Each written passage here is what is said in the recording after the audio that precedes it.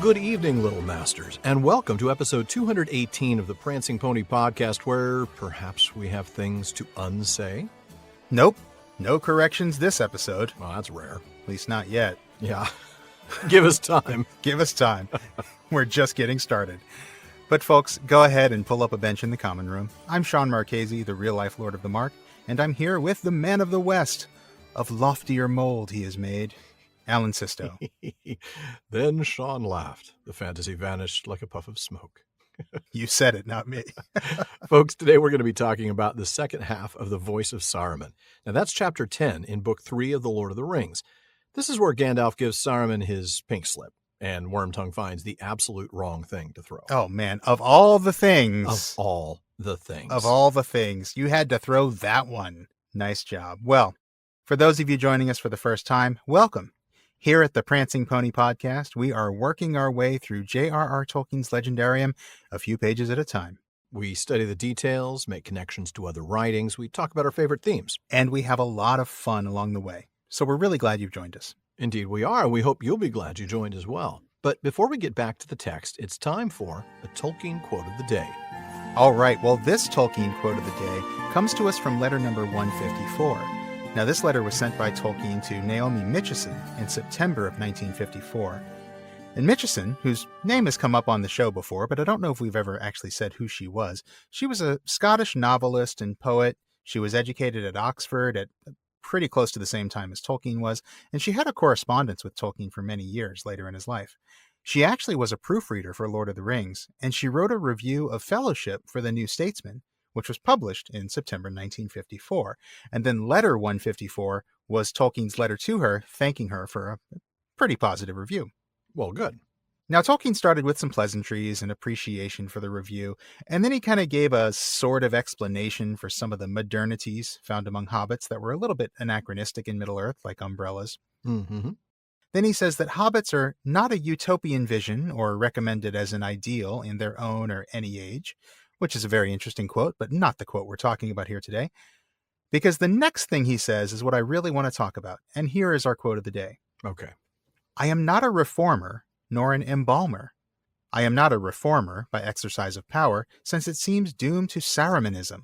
Ooh. But embalming has its own punishments. And then he goes on to discuss some examples of embalmers like the elves and the Gondorians. That's right. And we wanted to bring this quote up today, not just because it's almost our last chance to discuss Saruman as a reformer, but also because the idea of the elves as embalmers reminded us of the question that Corey Olsen asked us in episode 210, our Moot episode, about whether the three rings were a bad idea. So let's dive in here, right? Yeah. Saruman is the number one example, isn't he, of reform as a bad thing. That is, reform for its own sake being a bad thing, right? Exactly. And Tolkien even says, reform by exercise of power seems doomed to Sarumanism. It leads you down that path to being a Saruman. Mm-hmm. And so I started wondering, what are some other examples of reformers in the Legendarium? In that context, yeah. In that context, reform for its own sake. I mean, the first one I think of is Feanor.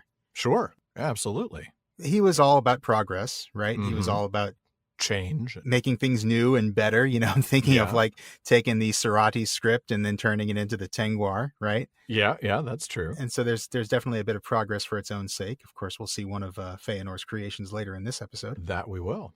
He won't be happy with what Wormtongue does with it, but yeah. No, he won't. He will not one bit. What do you think about Melkor? Ooh. Do you think Melkor could be considered a reformer? He's definitely kind of a progressive in the worst way, right? Well, yeah. I mean, again, we're not speaking politically, but yeah, you're right. No, he wants progress for its own sake, to its own end. And he wants progress in the way that he thinks it needs to be, right? Mm-hmm. It's not even really progress so much as it is just making things the way I want them. But that's exactly right. Yeah, I think so. I mean, if we look at that in the way that Tolkien is meaning that phrase, that word reformer. Yeah. He does put that in quotes, and I think that's important. He talks about, I'm not a, quote, reformer, end quote, by exercise of power. Right. Yeah. Melkor is ultimately somebody who's trying to reform things into the way he believes they should be. Into his vision of what he thinks it should be, despite the fact that it's not his vision, it's not his music. And it's not his authority to do so, it's not his authority to do so. Yeah. So, yeah, I mean, I hesitate to even call that progress. I shouldn't call that progress. It's because it's not progressive. It's destruction. It's destructive, but it is sort of reform to his design. That's an interesting way of putting it. Yeah, I think given the way Tolkien means that word here, that's a fit. Yeah. Yeah. Now, I started thinking, are there any reformers in the Legendarium that we can think of that are not bad? Mm-hmm. And then I started thinking of somebody like, well, let's take a look at somebody like Aragorn or Thorin, right? Okay. These are both kings who are not kings at the start of the story, but they come into their kingship over the course of the story. You could even look at somebody like Sam once he becomes mayor, right? Sure. These people step into roles of power and, well, okay, Thorin doesn't ever actually step into a role of power because he dies, but he steps into an orc sword, but yeah. Ow! It's still too soon for that, man. But yeah, look at somebody like Aragorn or Sam, where they step into these roles of power and they do bring about change. They bring about a positive form of progress. But do they bring about reformation, or is it more about restoration? I think that's the word that maybe slots in the middle here. I mean, it stands in contrast to reformation and to embalming, which we'll get to. I don't know. I mean, we'll talk more about restoration, I think, in a little bit. There's another point to it that I wanted to bring up, but I think that may be the distinction. I think you may be right, because with Aragorn, certainly with Aragorn, he's not creating something new. He's not bringing Gondor into the future. He's restoring something that's faded and collapsed. Yeah, I don't think he's there to change. Yeah. For progress's sake. He's looking to actually make it better because it used to be better. In this case, he really is right to say it used to be better. That's the whole purpose. Yeah. It's getting back to where it started. It's getting back to the enlightened, ennobled Gondor that it used to be. That's correct. The much closer to those that were the elf friends. Yeah. And that's an interesting thing, because if you just look at the word reform, it's got that re in it at the beginning, which usually means back or again, but it doesn't. Reform doesn't really mean putting things back the way they were usually. It usually means, and I looked it up, the dictionary definition is to make changes in something, typically a social, political, or economic institution or practice, in order to improve it. So it's all about this idea of improving. Well, and that's why the Melkor one is such a stretch, right? Yeah. Yeah. Improve in the eyes of the reformer, in this case, Saruman or Melkor or Feanor. Whereas Aragorn or even Samwise, Sam's a really good example of somebody who is just primarily restoring, right? His whole job is to try to get the Shire back to the way it was. I guess in a way, Lotho was a reformer, wasn't he? That's a really good point. Yeah. Hadn't thought about that until just this moment, but that is true. That was his whole thing. We shouldn't do it this way. It's inefficient. Let's make more money. Let's do this. And of course, Lotho is an agent of Saruman. Right. In a very literal sense. So quite literally, yeah. Yeah. So I think you're right. I don't know that there really is any positive instance of reform in the entire Legendarium. I mean, not just when it's through exercise of power, but yeah. Well, and then one other thing, by the way, about reform, and I think this is something we should keep in mind. As a Roman Catholic, Tolkien probably would have had strong opinions about reformers. I mean, the Reformation wasn't exactly something that Tolkien would have admired. That is a very good point, as in the Protestant Reformation. Yeah. Yeah. I mean, from his perspective, what Martin Luther would have done is said, well, the church isn't good enough, so we're going to fix it. And in his mind, it didn't need fixing. It didn't need reforming. Yeah. And which is why the Counter-Reformation, which I guess you might call it the Catholic Restoration then, if you're from Tolkien's perspective. Right, yeah. That was, I don't think that word was chosen lightly, is what I'm kind of getting to. I think that's a really good point. I hadn't thought about that. And you mentioned that when we were kind of sitting down to prepare for this episode. And I was like, yeah, that actually makes perfect sense. That's a really good catch. Thanks. So every once in a while. Yeah, broken clock twice a day. Yeah, that's right. Squirrel finds a nut, even if he's blind. That's right. But no, I think that's actually a really good catch. So let's move on and talk about embalming, right? This other end of the spectrum of embalming. Elves and Gondorians, and I'm thinking of Gondorians like as Faramir describes them, where he talks about they're obsessed with the past. And, tombs are more interesting than sort of day-to-day life. Even kind of what we were seeing at the end of Numenor before the fall. Yeah, that's right. The obsession with literal embalming, right? Yeah, and literal embalming. You're absolutely right. Yeah, quite.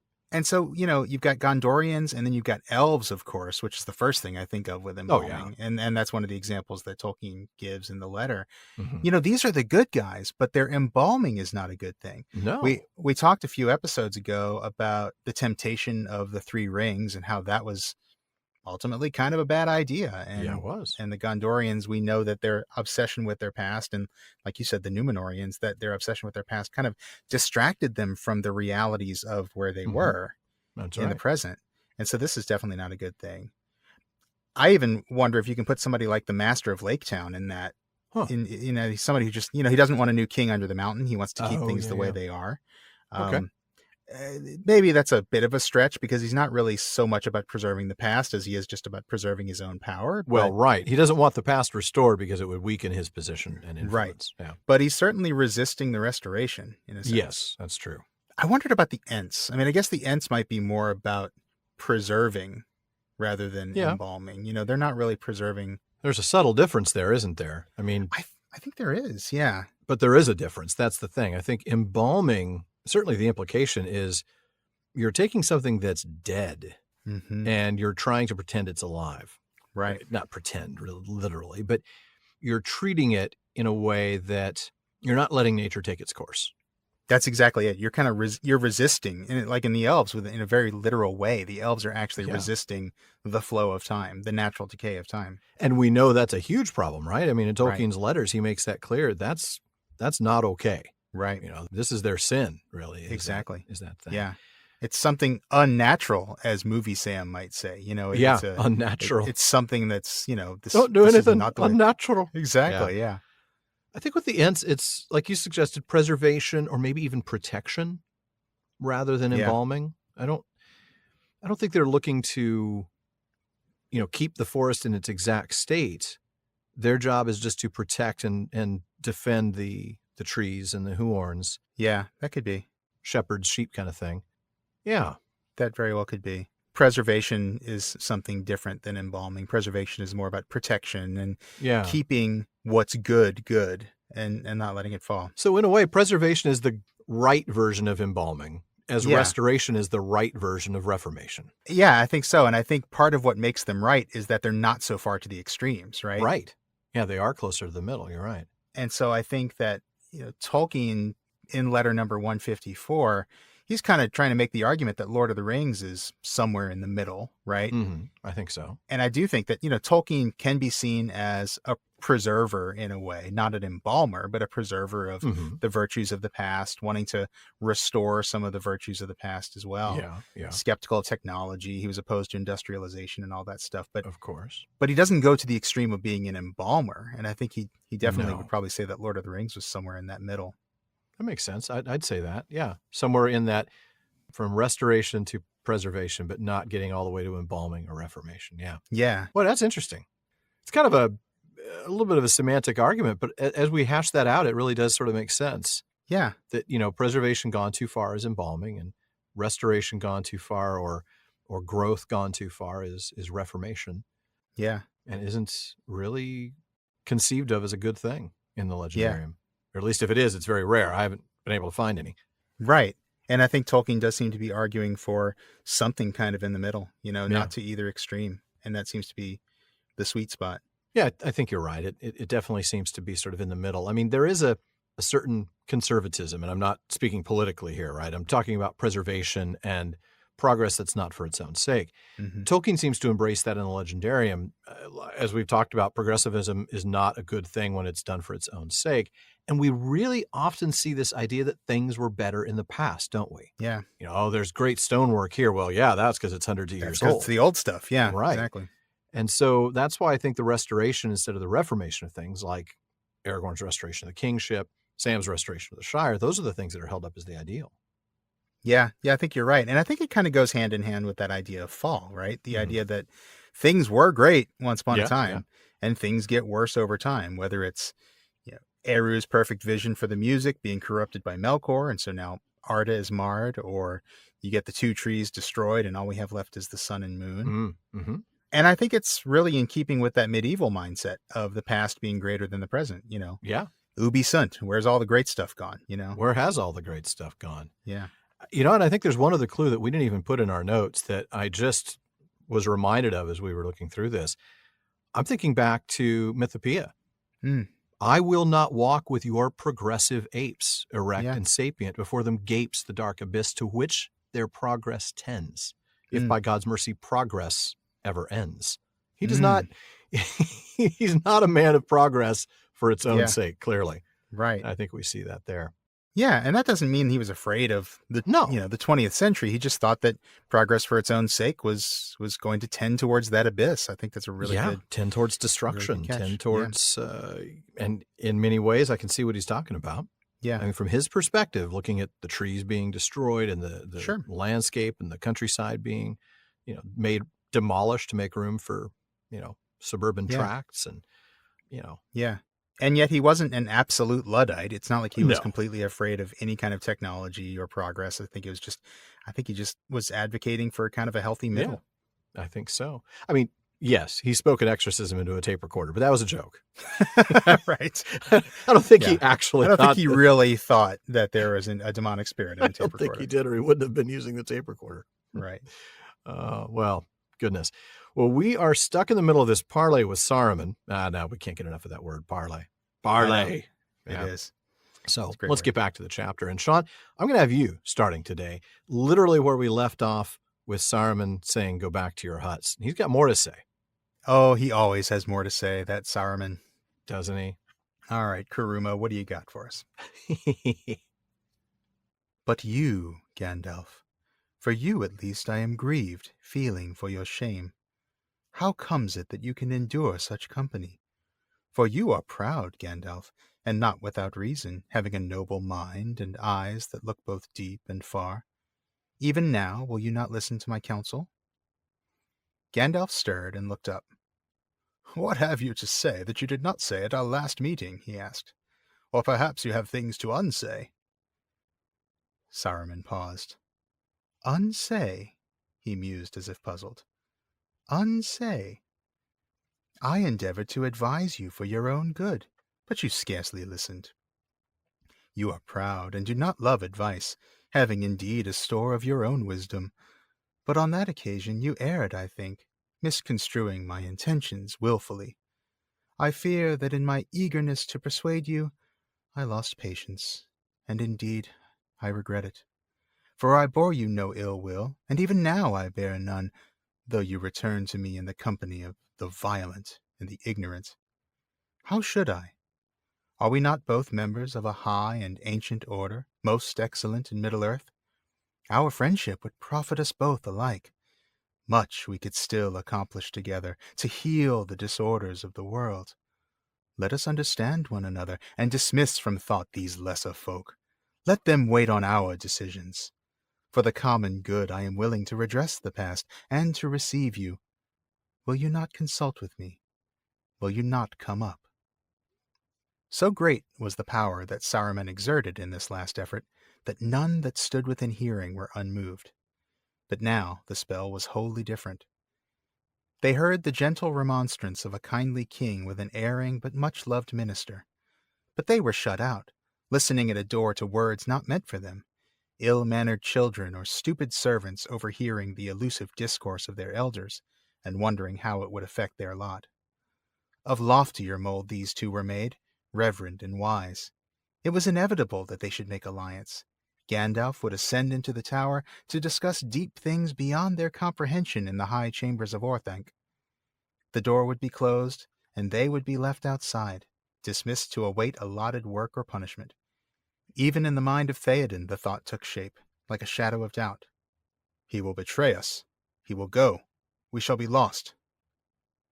Yeah, pretty powerful spell there from Saruman, and Quite. a very different effect. And we'll get to that. We're going to go back, of course, to the beginning of that rather lengthy passage, but there was no way for me to cut any of that. It was all so important. No, and I thought it was a lot of fun to read. So. Oh, it was, wasn't it? Especially the part about, them being of a high and ancient order. Most excellent in Middle-earth. Excellent! Yeah. Most excellent, man. All right. So going back to that, last we saw, of course, he was laying into Theoden, horse master, you give me brag and abuse, all that. So now he's moved on to Gandalf. And earlier, remember, he dismissed him initially. Oh, I know you too well to have much hope that you're here for my counsel. But honestly, Saruman's down to his last chance. So of course he's going to take it. Yeah, of course. And so he really lays in. He does. Lays it on thick, doesn't he? He really does. I mean, the shovel. Yeah. And he starts with something that you could see working on him, right? It's a compliment that's laced with this haughtiness and just a soupçon of superiority. And just a soupçon. I love the alliteration. Did you mean that? The sousance of I superiority? did, yeah. Sousance Well of played, superiority. sir. Well Thank you. played. And, how can you endure such company? You're proud and you're rightly proud. Yeah. Come on, you're one of us. We're alike, you and I. That's right. And then, of course, he asks Gandalf to listen to his counsel. But I love this. Gandalf's response, suggests he's done with this, right? Oh, he's so done. Yeah. What have you to say that you haven't already said? Or right. Do you want to unsay anything? Yeah. Do you have anything new to say? Right. Anything I haven't already heard? Yeah. Or maybe you want to take something back. And Saruman seems, I don't know if he really is confused, but he's certainly pretending to be confused by the very notion of this, right? Like, what? Unsay? What are you talking about? What is this word you keep on using? Dear me. Yeah. Unsay. And then again, he starts to compliment and chastise at the same time, right? Mm-hmm. Oh, you are proud and, you have a store of your own wisdom, but you erred and you did this willingly. It's like these backhanded compliments, right? It is. You're proud, but it's also you're proud. You are suffering from an excess of pride, Right. Saruman saying that somebody suffers from an excess of pride is rich. Right. And then there's the non-apology apology. I regret losing my patience. Oh, yes. That is just... I'm so sorry. Yeah, but of course it was your fault, right? Right. It was your fault that I lost patience. You made me do it. Yeah. This is classic gaslighting, isn't it? It really is. He is totally gaslighting. Yeah. And really kind of talking to him like a child, really. Oh, he is. Think about it. This is, I'm wait, sorry. Hold on. He is Saruman-splaining. Yeah. Oh, that's perfect. Oh, we need to start we gotta using that. We gotta make that a thing. Oh, I don't know where I came up with that one, but Saruman-splaining. He totally is. Yeah, he really is, isn't he? Haughty, self-righteous. Right. Yeah. And that's kind of the level that he tries to bring Gandalf up to, that level of haughtiness with going back to this argument about our superiority. We're Istari, we're this excellent order, most excellent, dude. We should work together, forget about these lesser folk. They're just folk. Fodder for us. We're meant to rule. Excuse me, Mr. Saruman, we're right here. could you just not say those things while we're here? I know, right? Like, who are you calling lesser folk, man? Yeah, I got your lesser folk. Legolas is like, lesser folk? What are you talking about? Lesser folk. I'm an elf, dude. I was here when you got here in Third Age 1000, Exactly. Yeah. I think this is actually a really good place to call back to the discussion that we had last week of Saruman's rhetoric, as discussed by J. Ruud in his article, The Voice of Saruman, Wizards and Rhetoric in the Two Towers. And as a reminder, that can be found in the April 2010 issue of Mythlore. First, he points out Saruman appeals to Gandalf, like we said, on the grounds that they are kin and that they have this common goal of helping the world. Are we not both members of a high and ancient order? Much we could accomplish to heal the disorders of this world. Yeah. Right. And as Ruud says quite succinctly, this is another rather unconvincing use of ethos. Right. Yeah. But then Saruman also uses pathos in the form of flattery by talking up their shared superiority to men like the Riders of Rohan. And then he follows that up with this sort of ad hominem argument against Theoden and the others, talking about them as these lesser folk, right? Right. Now, Ruud summarizes Saruman's argument like this. The common good is best served when the wisest make the decisions. You and I are the wisest. Therefore, the common good is best served when you and I join to make the decisions. Boy, and that's an interesting premise, isn't it? Yeah. His minor premise is right, that he and Gandalf are the wisest. I mean, they're Maiar. These are angelic beings who have more power and wisdom than anybody in Middle-earth, other than perhaps Sauron, who, of course, is also a Maia. Sure. But then what he describes as their objective is entirely wrong, and it runs completely contrary to the reason that the Istari were sent over. They're supposed to work with these so-called lesser folk. They're not supposed to rule over them. It's kind of rule number one for them, actually. Yeah. I mean, it's basically the Istari Prime Directive. Right. Yeah, it totally is. Work with them. Encourage them to fight the battles. Counsel. Do not lead. Do not take direct action. Don't do it for them. Yeah. Mm-hmm. Yeah. But he is just pouring everything he's got into this argument. Yeah. So much so that everybody in earshot was impacted by it. Yeah. Which is interesting considering the way both Gimli and Éomer were able to totally ignore the way Saruman was talking to Theoden before. They saw right through it, like the juggler's trick, like we talked about. Here, nobody sees through this. They all feel this very differently, but the way in which they experience this is radically different, isn't it? Yeah, I mean, well, because they're on the outside looking in. They're the lesser folk that Saruman has dismissed. So, yeah. I mean, they're the ones that he's talking bad about as if they can't hear him, and right here. And so, right. Hello, right here. And it does seem as though Theoden kind of sees through this a bit, because a little bit. Yeah. Theoden does start to wonder, oh, Gandalf's going to be convinced. He's going to betray us. We're going to be lost. And so that's when that fear starts to set in, that Gandalf is going to be suckered in by this and that they're going to be betrayed. Yeah. So that, I think, does sort of suggest that maybe there's a little bit that they're picking up on, but I mean, it's powerful stuff. I mean, it's hard for anybody to see through this all the way. It's very powerful. This is like the most powerful juggler's trick. Yeah. This is Saruman's really final throw. This is his chance. Yeah. And he knows it. Gandalf, of course, doesn't take it too seriously, and that's where I'm going to pick up. Yep. Then Gandalf laughed. The fantasy vanished like a puff of smoke. Saruman, Saruman, said Gandalf, still laughing. Saruman, you missed your path in life. You should have been the king's jester and earned your bread, and stripes, too, by mimicking his counselors. Ah, me. He paused, getting the better of his mirth. Understand one another. I fear I am beyond your comprehension. But you, Saruman, I understand now too well. I keep a clearer memory of your arguments and deeds than you suppose. When last I visited you, you were the jailer of Mordor, and there I was to be sent. Nay, the guest who has escaped from the roof will think twice before he comes back in by the door. Nay, I do not think I will come up. But listen, Saruman, for the last time, will you not come down? Isengard has proved less strong than your hope and fancy made it. So may other things in which you still have trust. Would it not be well to leave it for a while? To turn to new things, perhaps? Think well, Saruman. Will you not come down? A shadow passed over Saruman's face. Then it went deathly white. Before he could conceal it, they saw through the mask the anguish of a mind in doubt, loathing to stay and dreading to leave its refuge. For a second, he hesitated, and no one breathed. Then he spoke, and his voice was shrill and cold. Pride and hate were conquering him. Will I come down? He mocked. Does an unarmed man come down to speak with robbers out of doors? I can hear you well enough here. I am no fool, and I do not trust you, Gandalf.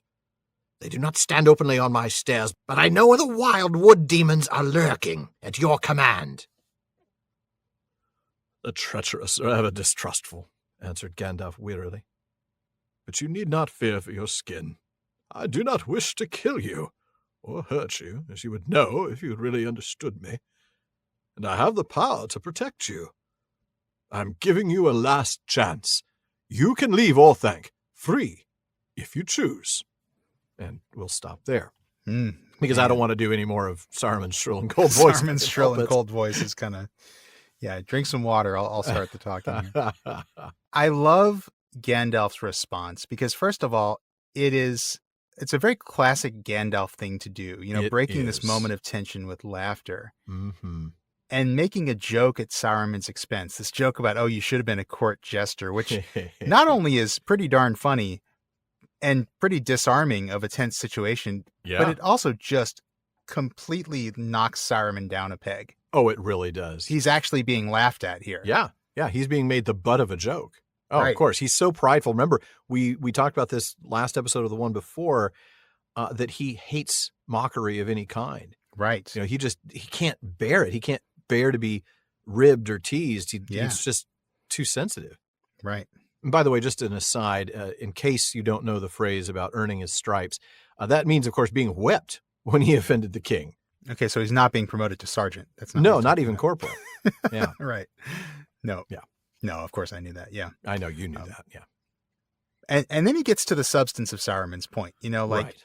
Oh, okay, so you're above these quote unquote lesser folk. Well, guess what? I'm above your understanding. That's right. You don't even understand, man. Mic drop.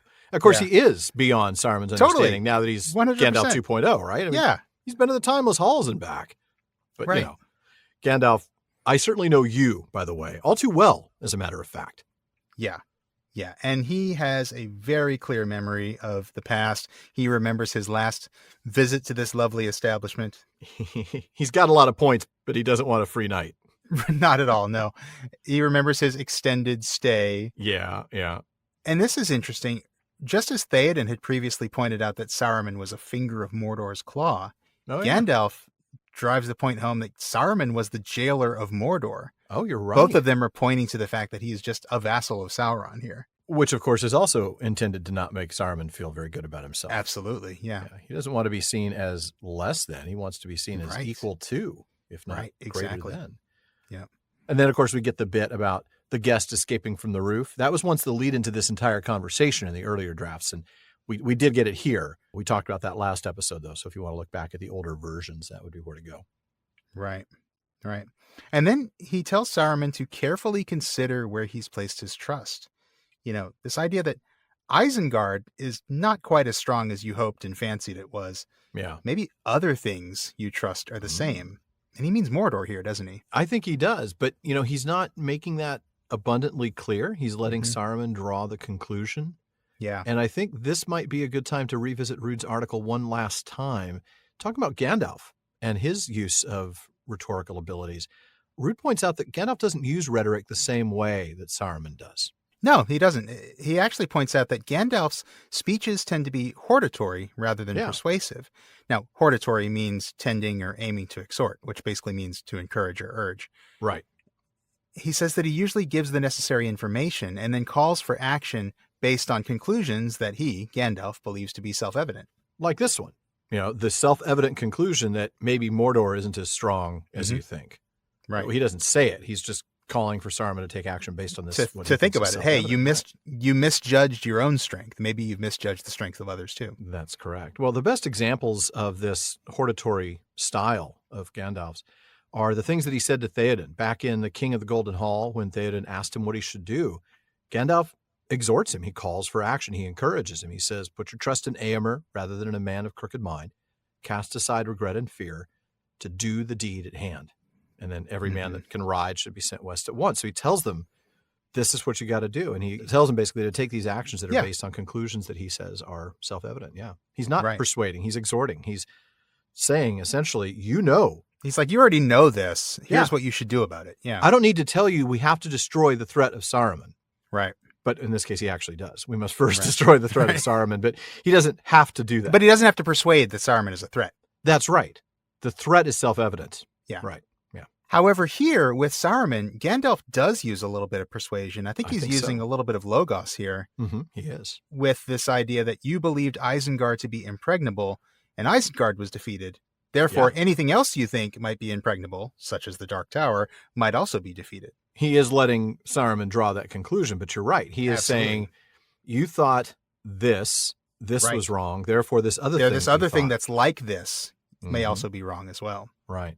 Now, he doesn't resort to pathos in making Saruman afraid, at least not directly.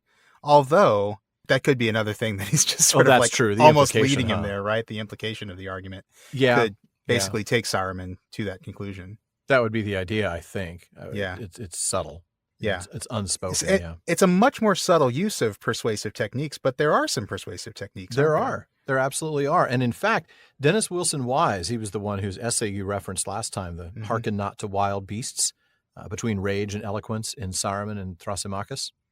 That was published in the Journal of Tolkien Research. He references Ruud here and offers a counterpoint. He says that hortatory speech possesses a rhetorical dimension of its own. And so, like you say, maybe Gandalf is using some persuasive techniques. Yeah, he just has the benefit of also being right, which I think both Ruud and Wise would agree with. Yeah, that's a good point. And Wise even says, ultimately, Tolkien's literary craft privileges the likes of Gandalf at the expense of the likes of Saruman. Gandalf, the moral opposite of Saruman, also espouses the opposite of rhetoric as defined by Plato, true knowledge that is objective and unmediated, unlike that kind of sophistic persuasion that Saruman employs. That's right. That's a good catch, and Wise is right there. Yeah. Couple of great essays, really, a lot of illumination on this whole episode. Yeah, you should dive into both of those, and they are both available with relative ease. How difficult would it be for somebody to read Wise's essay, Journal of Tolkien Research? Do you have to subscribe to the journal? I don't subscribe to it. I found it through my online library. I think it was on JSTOR or one of those okay, online... so you would have to have some sort of access, like library access to get that. Yeah. On the other hand, Ruud's essay is available online. You can just search for that. You'll be able to find it. Well, we'll try and put some information on both in our show notes so that people can find them, and hopefully people who have access to like either a public library or a university library might be able to get to even the Wise one. Yeah. They're very interesting reads. They really are. So getting back to the text, we get Saruman's response here, and one that is surprisingly visible. We see the double-minded man, don't we? This tension, this dreading to leave but not wanting to stay, and he tries to conceal it, but they all could see his reaction. Oh, totally. Yeah. And it's clear that he does not want to leave his stronghold. No. He doesn't want to humble himself before Gandalf and the wood demons. The wild wood demons. Yeah, the Ents. But he also doesn't want to stay and await his fate, because there are no scenarios in which he's going to get out of that alive, right? No, absolutely not. I mean, if Sauron defeats Minas Tirith and Rohan, Saruman is going to look out of Orthanc in a couple of weeks to find the Witch King and a few thousand orcs wanting to have a little chat. Yeah. Right. And yet, even if the Free Peoples win, he's going to then be facing a force that's powerful enough to have defeated Sauron in battle. Boy, that's a tough spot to be in. Absolutely, yeah. Yeah, and there's more on that on the collection of Unmitigated Pedantry. That's right. He talks about the whole strategy. He's got this amazing flowchart about Saruman's decision to try to take the ring. All the different possibilities, and like of Sauron. 99 possibilities out of 100, he loses. So many of them lead to Sauron is defeated. Sauron's defeated, right. Either by Sauron or the good guys. Yeah, this situation reminds me of the fact that he doesn't want to stay, but he's dreading to leave the refuge. I can't help but keep hearing the clash in the back of my mind. Oh, sure. Should I stay or should I go now? Yeah, I mean, yeah. If I go, there will be trouble. Yep. If I stay, it will be double. Yeah. Exactly. Yeah, he's in trouble. Quite accurate for the situation. So you gotta let me know. Should I stay or should I go? Yeah, well, And of course, Gandalf is letting him know exactly what he should do. You should come down, man. Yeah. Get out. You should go now, but if you don't go now, you're going to have to stay. Right. Yeah. Well, and then we get this hesitation, this pregnant pause. Boy, you're not kidding. Nobody breathes. Right. Followed by the cold, shrill voice. And at this point, really, reason is completely gone. Like Saruman is just motivated by pride and hate and that rage, has won. You're right. Going back to that Wise essay, rage. Yeah. Yeah. Absolutely. I mean, his initial response is to equate Gandalf and Theoden to robbers. Yeah. And then, as you pointed out earlier, he calls the Ents wild wood demons, which I actually love the name, by the way. That would be a great name for a band. Wouldn't if anybody's looking for one. Now playing at the Colosseum, Gandalf and the Wild Wood Demons. That's right. Yeah, totally. I would totally I'd go see them. Yeah. Yeah. Yeah, so he's just resorting to all these ad hominem attacks. He's attacking everyone, including the Ents, which doesn't seem very wise. No. But Gandalf's response, he's actually reassuring him, isn't he? Yeah. Yeah, you don't need to fear for your skin. He is a little tired of it, though. I love that answer, Gandalf wearily. Yeah. Yeah. It's kind of like, I am so done with you. So done. But look, you should know I don't want to hurt or kill you. If you understood me, you would know that that's not what I'm about. If you don't know me by now. Again with the great song lyrics. It's perfect. It fits. So many needle drops in this scene. Seriously. But yeah, like, that is so not what I'm about right now, dude. You have no idea. I actually can protect you, and you can leave here a free man. Here it is, man. Your last chance. This is a last chance at redemption, really. Mm-hmm. Yeah. And boy, we've talked about redemption and repentance before. And I don't go into detail too much in that essay because it focuses more on Boromir, but I do contrast Boromir and Saruman in the fact that they are both given a last chance at redemption. And so there are some discussions about that if you want to look at the website, which, by the way, there are no wild wood demons lurking there, so it is safe. You can go check out the prancingponypodcast.com. That's right. No wild wood demons, but we do have a lot of good stuff there. Show notes, outtakes, Prancing Pony Ponderings, including my co-host's essay on Boromir, as well as our online storefront where you can get PPP shirts, mugs, stickers, and more. And, of course, one of the best resources we have there is the library page. We love the books here at the Prancing Pony Podcast, and we love the articles too. So we'll post those links. But the books, we just want to make sure you can get your hands on any of the ones that we happen to mention. Yeah, you folks who've listened to us before know we talk about a lot of Tolkien-related stuff on the podcast, but we're really fans of Tolkien's books and books about Tolkien. Yeah. And that is why we have the library page with links to every book we've mentioned on the show. And we do make a few pennies from the purchases that you make from those links, and we thank you for your support. You know, Sean and I want to tell you about a really great podcast called Storybound. Now, they've just started their 4th season in this show, and it features a wide range of today's top writers reading their own works. So you've got essays, poems, and stories. Yeah, in every episode, authors share their critically acclaimed writing, accompanied by an immersive soundscape of original music and sound effects. Now, this new season includes writers like Chuck Klosterman, Morgan Jerkins, Matt Haig, Nicole Perkins, Omar El Akkad, Ruth Warrener, and Tamara Winfrey Harris. Storybound is brought to you by the Podglomerate and LitHub Radio, and Season 4 is their best yet, so please subscribe today on Apple Podcasts or wherever you're listening to our show.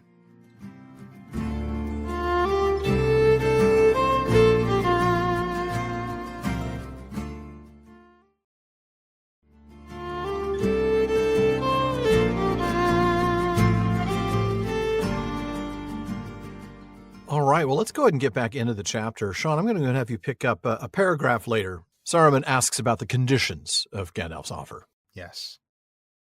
Reasons for leaving you can see from your windows, answered Gandalf. Others will occur to your thought. Your servants are destroyed and scattered. Your neighbors you have made your enemies, and you have cheated your new master, or tried to do so. When his eye turns hither, it will be the red eye of wrath. But when I say free, I mean free.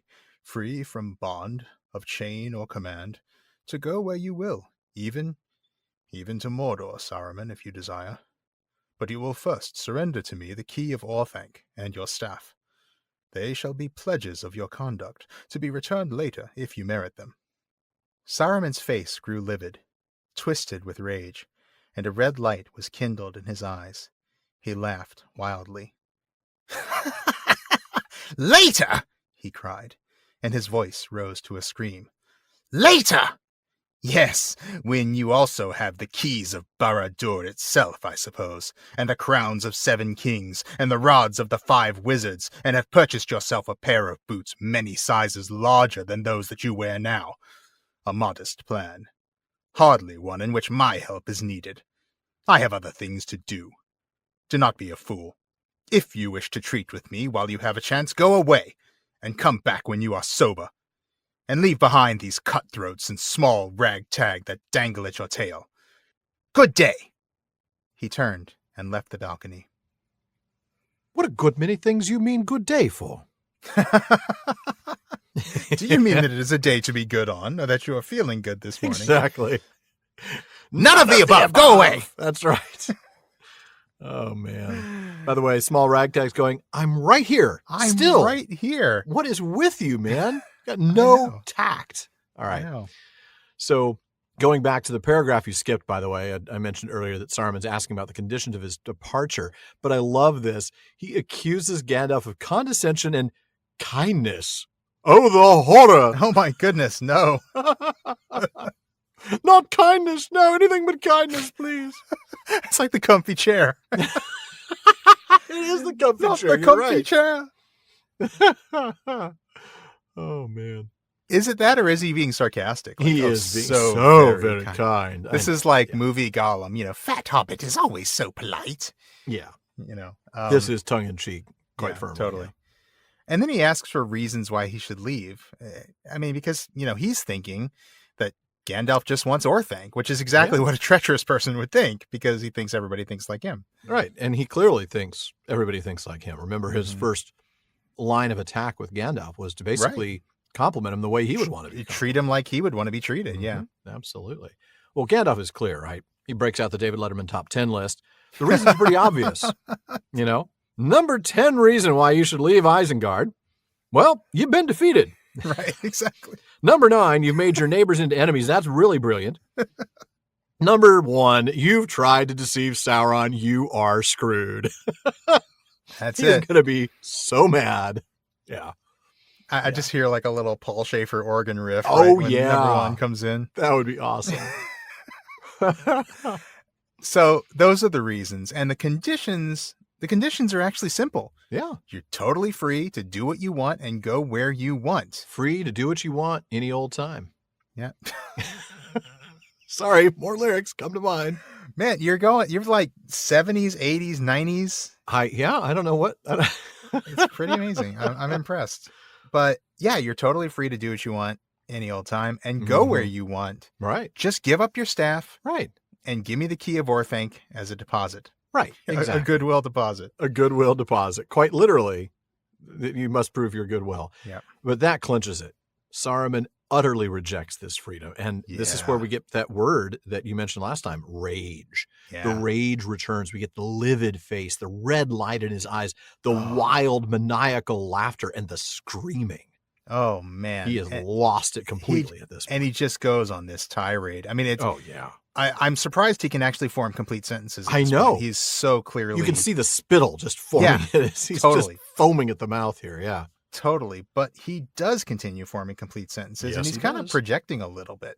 I think. Yeah. Basically just thinks Gandalf wants power. Oh, you just want what I've got. Not just what I've got, but you also want the keys of Barad-dûr itself. Mm-hmm. You want the rods of all 5 wizards. Yeah. And some mighty big boots for your big Gandalf the White giant feet, right. Yeah.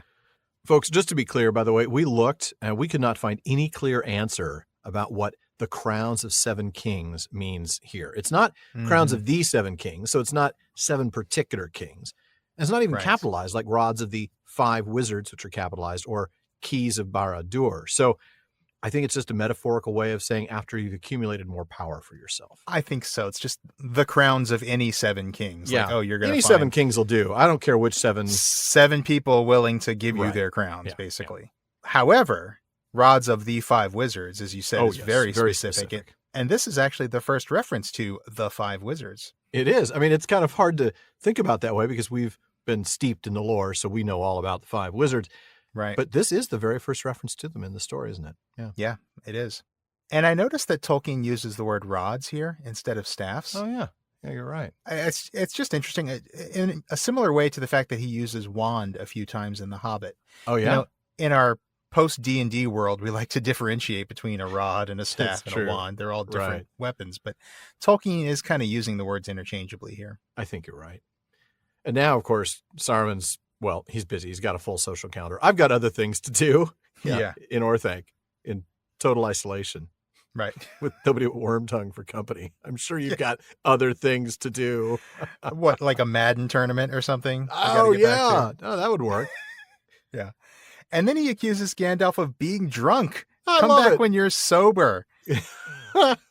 Which is hilarious, by the way. That is really hilarious, yeah. Come back when you're sober. Go home, Gandalf, you're drunk. Exactly. And when you come back, don't bring these cutthroats and these small ragtag with you. Oh, man. Or another reference to the brigands, the Rohirrim that he called the brigands in the last time. And of course, I think Merry and Pippin probably take small ragtag quite personally. As they should. Now, in a previous draft, Gandalf is actually chastised for coming with a horde of savages and these boorish men and foolish children. Foolish children. Yeah, so he was much more direct in attacking each group that's with Gandalf. That's true. Cutthroats and small ragtag is at least a little bit more broad. Yeah. Not much, but a little. And Gimli's like, am I cutthroats or small ragtag? I don't know. I'm kind of small, but I'm kind of a cutthroat, too. I have been cutting a lot of throats. Maybe I'm a small cutthroat. Yeah, exactly. Yeah, that's a good point. Hadn't thought about that. Poor Gimli's just not sure where to identify. Yeah. Right. Which part of this should I be insulted by? Right, exactly. Guess it doesn't matter. I'm supposed to be insulted is the point. You really can't go wrong. Just pick one, and you're probably right to be insulted by something. Pick one, pick both. Yeah, either way, you're fine to be insulted because, of course, Saruman did mean to insult you. Have some of column A, try all of column B. Try. Yes. Oh, man. A little Aladdin reference right there. Right. I love that. That's great. Now I got that song stuck in my head. That's what I'm here for. Thank you. I am going to let you go ahead and go right back to the text right where I left off. Come back, Saruman, said Gandalf in a commanding voice. To the amazement of the others, Saruman turned again, and as if dragged against his will, he came slowly back to the iron rail, leaning on it, breathing hard. His face was lined and shrunken, his hand clutched his heavy black staff like a claw. "I did not give you leave to go," said Gandalf sternly. "I have not finished. You have become a fool, Saruman, and yet pitiable. You might still have turned away from folly and evil and have been of service. But you choose to stay and gnaw the ends of your old plots. Stay then. But I warn you, you will not easily come out again, not unless the dark hands of the East stretch out to take you. Saruman," he cried, and his voice grew in power and authority, "behold, I am not Gandalf the Grey whom you betrayed. I am Gandalf the White, who has returned from death. You have no color now, and I cast you from the Order and from the Council." He raised his hand and spoke slowly in a clear, cold voice. "Saruman, your staff is broken." There was a crack, and the staff split asunder in Saruman's hand, and the head of it fell down at Gandalf's feet. "Go," said Gandalf. With a cry, Saruman fell back and crawled away. Oh, man. Oh, man. Why did I let you have this passage? Yeah, I don't know. Just keep reminding yourself you'll get to say all that stuff about Eowyn on the Battle of the Pelennor Fields. That is true. That is true. But this is a great moment. It is, isn't it?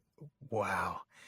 Gandalf just finally is the wrong word, because I know what you mean. Yeah. He's shown power and authority before in previous chapters, but this is just such a great authority moment here. This is majestic. Yeah. It is majestic. That is a very good word for it. I like that. Mm-hmm. Commanding Saruman to come back. I have not dismissed you. I love that. Like a disobedient child. Right. You know? Wow. I mean, you are not dismissed. You come back here, young man. Old man. I am not finished with you. Yeah. And he does. Saruman does, as if against his will. Wow. The power that must take. Yeah. Clutching his staff like a claw. He's just trying to hold on to any bit of his own power that he still has here, because he's completely powerless. Right. He's being dominated right now. This is the domination spell in D&D. This totally is. Yeah. This is Gandalf exerting every bit of his power and authority, and Saruman having no answer and having to do exactly as he's told. Yeah. And this next bit, it's formal. It's very much like a judgment and a sentence, right? Gandalf isn't arguing with Saruman anymore. He is just telling him what is. Yeah. He's just stating it just flat out. Right. You're a fool. Yeah. But pitiable. A pity to fool. Nicely done. It'll be a Baracus for you. And you could have done some good. You could have still been of some service. That's right. But you choose to stay here. And you're not going to want to see who comes next if we end up losing this fight. That's a bad thing for you. Because again, he's going to be knocking on your door with thousands and thousands of orcs. Mm-hmm. You know, they might take a while to actually knock the tower down, but I guess they could just dig a hole around the tower until it falls over. I mean, if they can't scratch the tower, they will find a way to get to you, I promise. Yeah. I think this is a good time to go ahead and return to a collection of unmitigated pedantry one more time. In reference to Gandalf calling Saruman a fool, Devereaux makes a really good point, I think. He said, Gandalf doesn't talk this way about everybody. If you go back to many meetings, Frodo talks about how he used to think that men were either stupid and wicked like Bill Ferny or kind and stupid like Butterbur. When he says that, Gandalf chastises him. He says, you don't know much if you think old Barliman is stupid.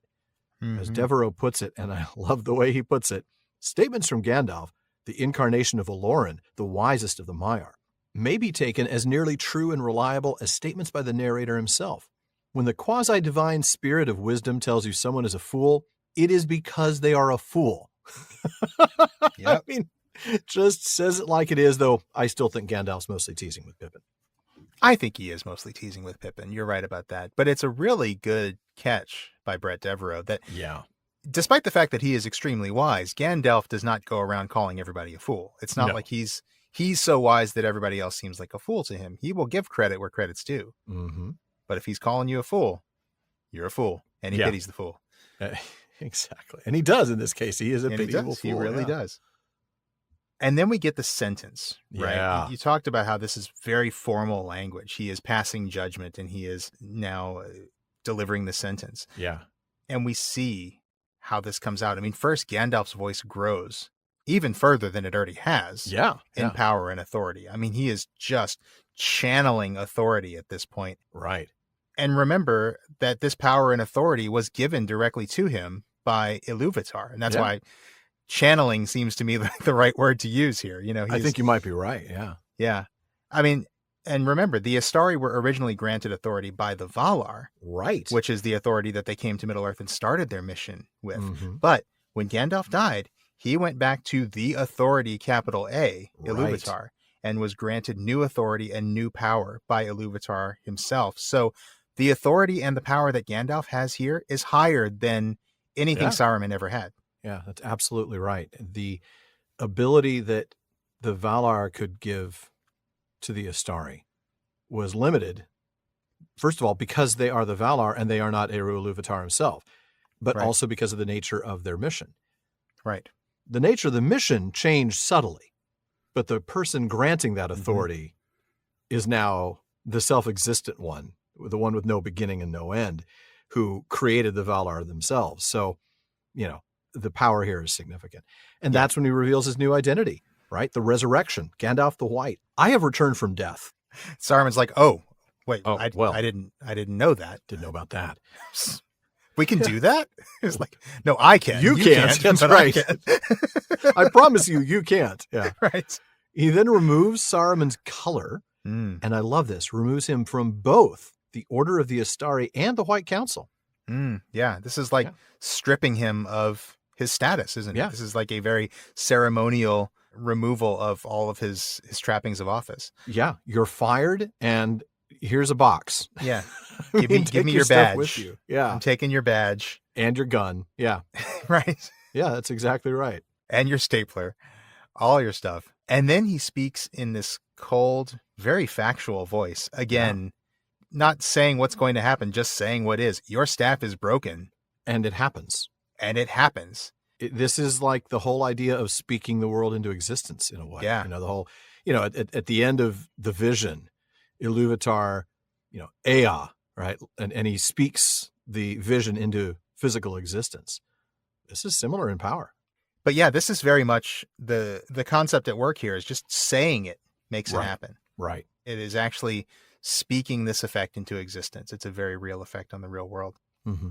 And here's why I think Gandalf's reveal of his color at this moment is so significant. Because before this moment, Saruman did not realize that this is Gandalf the White. Right. He doesn't know that he's returned from death. And I think why this is significant is kind of given to us in letter number 156, where Tolkien tells us the old Gandalf could not have dealt so with Theoden nor with Saruman. That's true. Saruman just didn't know that Gandalf had this power in him. Right, exactly. And so it's this very dramatic reveal of, hey, I'm not Gandalf the White. I'm not your underling anymore. I am now greater than you. I wonder, though, how much did Wormtongue tell him about Theoden's rescue? I mean, he wouldn't know. I don't know. He might have told him about Theoden's rescue, but obviously Wormtongue is not going to have the awareness to be able to explain that Gandalf is 2.0 now, or that Gandalf has more power than he had before. Yeah. That's a good point. So yeah, I mean, Saruman really did not know Gandalf had this power in him. He had no idea what he was dealing with, and now he suddenly does. Oh, yeah. Now he knows. Now he knows. And it's a bit too late. He's like, oh, maybe I will come down. Nope, too late. Sorry. Yeah, too late. Staff is broken. Part of it actually falls down at Gandalf's feet, the head of it. Boy, that really gives you a placement of where they are in relation to that little balcony, huh? Yeah, it does. Right there. And then, of course, Gandalf dismisses Saruman. And just as Saruman had to come back when Gandalf told him to, now Saruman has no choice. He falls back and crawls away. Oh, man. So great. So great. Isn't it? Now, before we move on to the next reading, though, I want to talk a little bit about why breaking Saruman's staff is significant. Okay. I mean, we've seen Gandalf remove sort of the ceremonial trappings of Saruman's status. You know, you have no color now. I'm removing you from the council, all this stuff. Your services are no longer needed. Right. Yeah. This is a reduction in force. Exactly. Yeah. We're eliminating your position. We're not going to backfill. Mm-hmm. Is Saruman's staff just another trapping of office that Hmm. signifies his status as a wizard? Or is it, as some people think, actually a power source of sorts, whose destruction actually weakens Saruman? Well, I think for this discussion, the first thing we're going to need to do really is set aside what we remember about the films, because in the films, the staves are clearly part and parcel of the wizard's power. Oh, yeah. I'm thinking of, there's the scene where Saruman gets Gandalf's staff and he's right, using and he's both got of the them, two right? staves now. I Yeah. can spin you around. You Right, know? exactly, yeah. Which looks super cool. It was a pretty amazing effect, I have to confess that. But, that's the films, and we're all about the books here at the PPP. So I think we need to set that aside and look and see what the text has to say. I agree. And there are a couple of passages in the text that do sort of seem to suggest that the staff might be a power source. Yeah. One of these passages comes from The Hobbit during an unexpected party. After Bilbo's infamous shriek, we see that the dwarves sprang up, knocking over the table. Gandalf struck a blue light on the end of his magic staff, and in its firework glare, the poor little hobbit could be seen kneeling on the hearthrug. Aw. Now, a magic staff is how it's described here. Exactly. But in all honesty, that particular passage could be explained away pretty easily. First, it's The Hobbit, and second, it's early in The Hobbit. Mhm. It's the Yeah. only time that it is described as a magic staff. Even when he lights the pine cones on fire several chapters later, of course, there's no mention of the staff at all. Right, right. And honestly, even if he was using a blue light on his staff throughout the story, it doesn't mean that the staff itself is Right. has a light bulb on it. It's he could just be casting the spell on that staff. That's correct. And then we get the events in The King of the Golden Hall.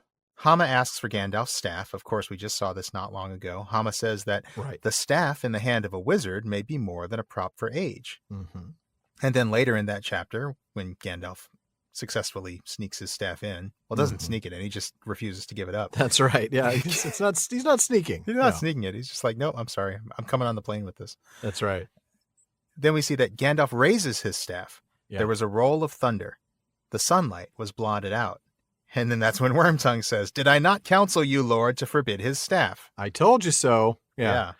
But honestly, there's no direct connection to the magical events of that moment and Gandalf's staff. I mean, he raises his staff. He could be raising his hand. I mean, it's just, there's no direct connection between the staff and the sunlight being blotted out and the roll of thunder. I think there's a direct connection between Gandalf and those things. Sure. No question there. But Definitely there's no clear connection with the staff. And here's the thing. The Rohirric superstitions about magic, I mean, think about how they feel about Galadriel or about the Dwemer crafty Saruman. Given that, I have to think that Wormtongue's advice to take his staff simply just reflects superstition, ignorance, fear. Yeah. And of course, Wormtongue does have firsthand experience of another wizard, Saruman, of course. Yeah. And I suppose you might draw the conclusion that he might be basing this on some knowledge of Saruman's staff. But I mean, that's a pretty big jump. There's nothing in the text that suggests that. I think you're right. I think he's just speaking from what he and other Rohirrim think they know about wizards, whether it's true or not. Right. It's just sort of a stereotype. Yeah, fair. But there is one major thing that I think we need to keep in mind when thinking this through. One of Gandalf's most amazing moments, one of his most successful moments, the defeat of the Balrog, was accomplished without his staff. Recall that from the chapter The Bridge of Khazad-dûm, at that moment, Gandalf lifted his staff, and crying aloud, he smote the bridge before him. The staff broke asunder and fell from his hand. A blinding sheet of white flame sprang up. The bridge cracked. Right at the wingless Balrog's feet it broke. That's what it says in the text, I promise. Just kidding. And the stone upon which it stood crashed into the gulf. So that massive chase and the days-long battle with the Balrog all the way up to the top of the mountain and smiting the mountainside in his ruin, all of that, that's all done without Gandalf's staff. Yeah, you would think if that staff was a power source, he would have been severely limited at that point. Right. He would have needed it. And yet this is pretty much his hero moment, at least his first really huge one. It absolutely is, yeah. Yeah, I think we have to conclude that maybe there's evidence to suggest that a wizard might be able to use his staff to perform some magic. Maybe it's a kind of a focus item in like a very literal sense, like just something material that they can hold on to literally focus their attention while they're creating magic. Right. But it's clearly not necessary. Right. And I think that makes sense given what we know about wizards, right? I mean, it's magia after all, and we know that magia is something that's inherent to the the caster, if you will, the magic user. Right. And so the magia should be something that's part of them. It shouldn't be something that's in their weapons or their tools, regardless of whatever the Rohirrim might think. That's a very good point. It is part of who Gandalf is, whether he has a staff or not. Mm-hmm. And we could also even consider Saruman a little bit in this. Very much removed from power, right? His staff is broken. He's been cast from the council, cast from the order. But later on, Saruman still has the power of his voice. Enough so that Treebeard eventually lets him go, and he manages to virtually enslave the entire Shire. Yep. Again, plenty of power, but no staff. Yeah, I mean, he is pretty pathetic when we see him again. Yeah, but I think that has less to do with losing his staff than it has to do with him losing all of his, how did Mary put it in the last chapter, his slaves and machines and things? Yeah, that's a great quote. I think you're right. Yeah. And more than that, of course, I just don't think the text is clear enough to say more than that. Yeah, I agree. Again, at the risk of repeating myself, I think the staff is probably a sort of a focus for their magia, which they're not supposed to be using anyway. That's true. But I don't see any reason to believe that it's like a repository for their power, as some have said. I've heard some comparisons to the ring. I think I've even speculated, hey, maybe it is a little bit like the ring in some way. And it's just because I've been uncertain about this in the past, because I knew that I wanted to do a close analysis of it when we got to this chapter, which is what we've now done. And I think the evidence is pretty clear. I think it's just a focus, and that's it. Yep, I agree. Well, I'm going to go ahead and have you pick up quite literally at the moment after Saruman crawls away. All right. At that moment, a heavy, shining thing came hurtling down from above. It glanced off the iron rail, even as Saruman left it, and passing close to Gandalf's head, it smote the stair on which he stood. The rail rang and snapped. The stair cracked and splintered in glittering sparks. But the ball was unharmed. It rolled on down the steps, a globe of crystal, dark but glowing with a heart of fire. As it bounded away towards a pool, Pippin ran after it and picked it up. "The murderous rogue!" cried Éomer. But Gandalf was unmoved. "No, that was not thrown by Saruman," he said. "Nor even at his bidding, I think. It came from a window far above. A parting shot from Master Wormtongue, I fancy, but ill aimed." "The aim was poor, maybe, because he could not make up his mind which he hated more, you or Saruman," said Aragorn. "That may be so," said Gandalf. "Small comfort will those two have in their companionship. They will gnaw one another with words. But the punishment is just. If Wormtongue ever comes out of Orthanc alive, it will be more than he deserves.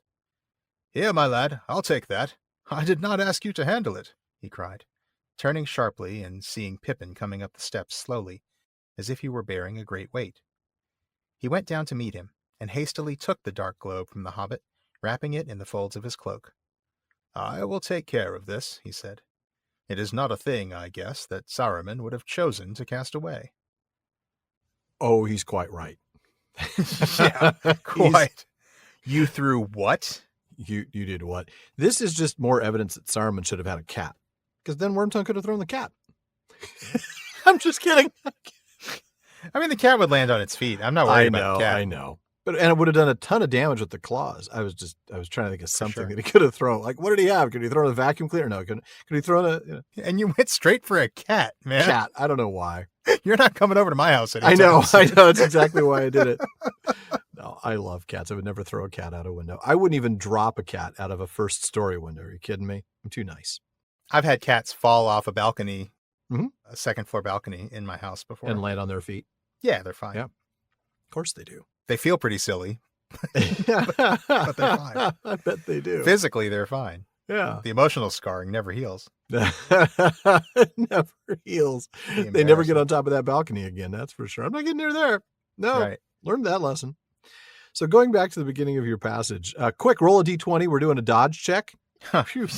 Nobody gets hit by the heavy object hurtling from above. That's good. It's a good thing that I was not there, because I would have just rolled like a nat 1. A natural one. It lands right on your head and just crushes your skull. Yeah. Yep. That was a super fun night when we played D&D at the Moot, but man, I could not roll anything to save my life.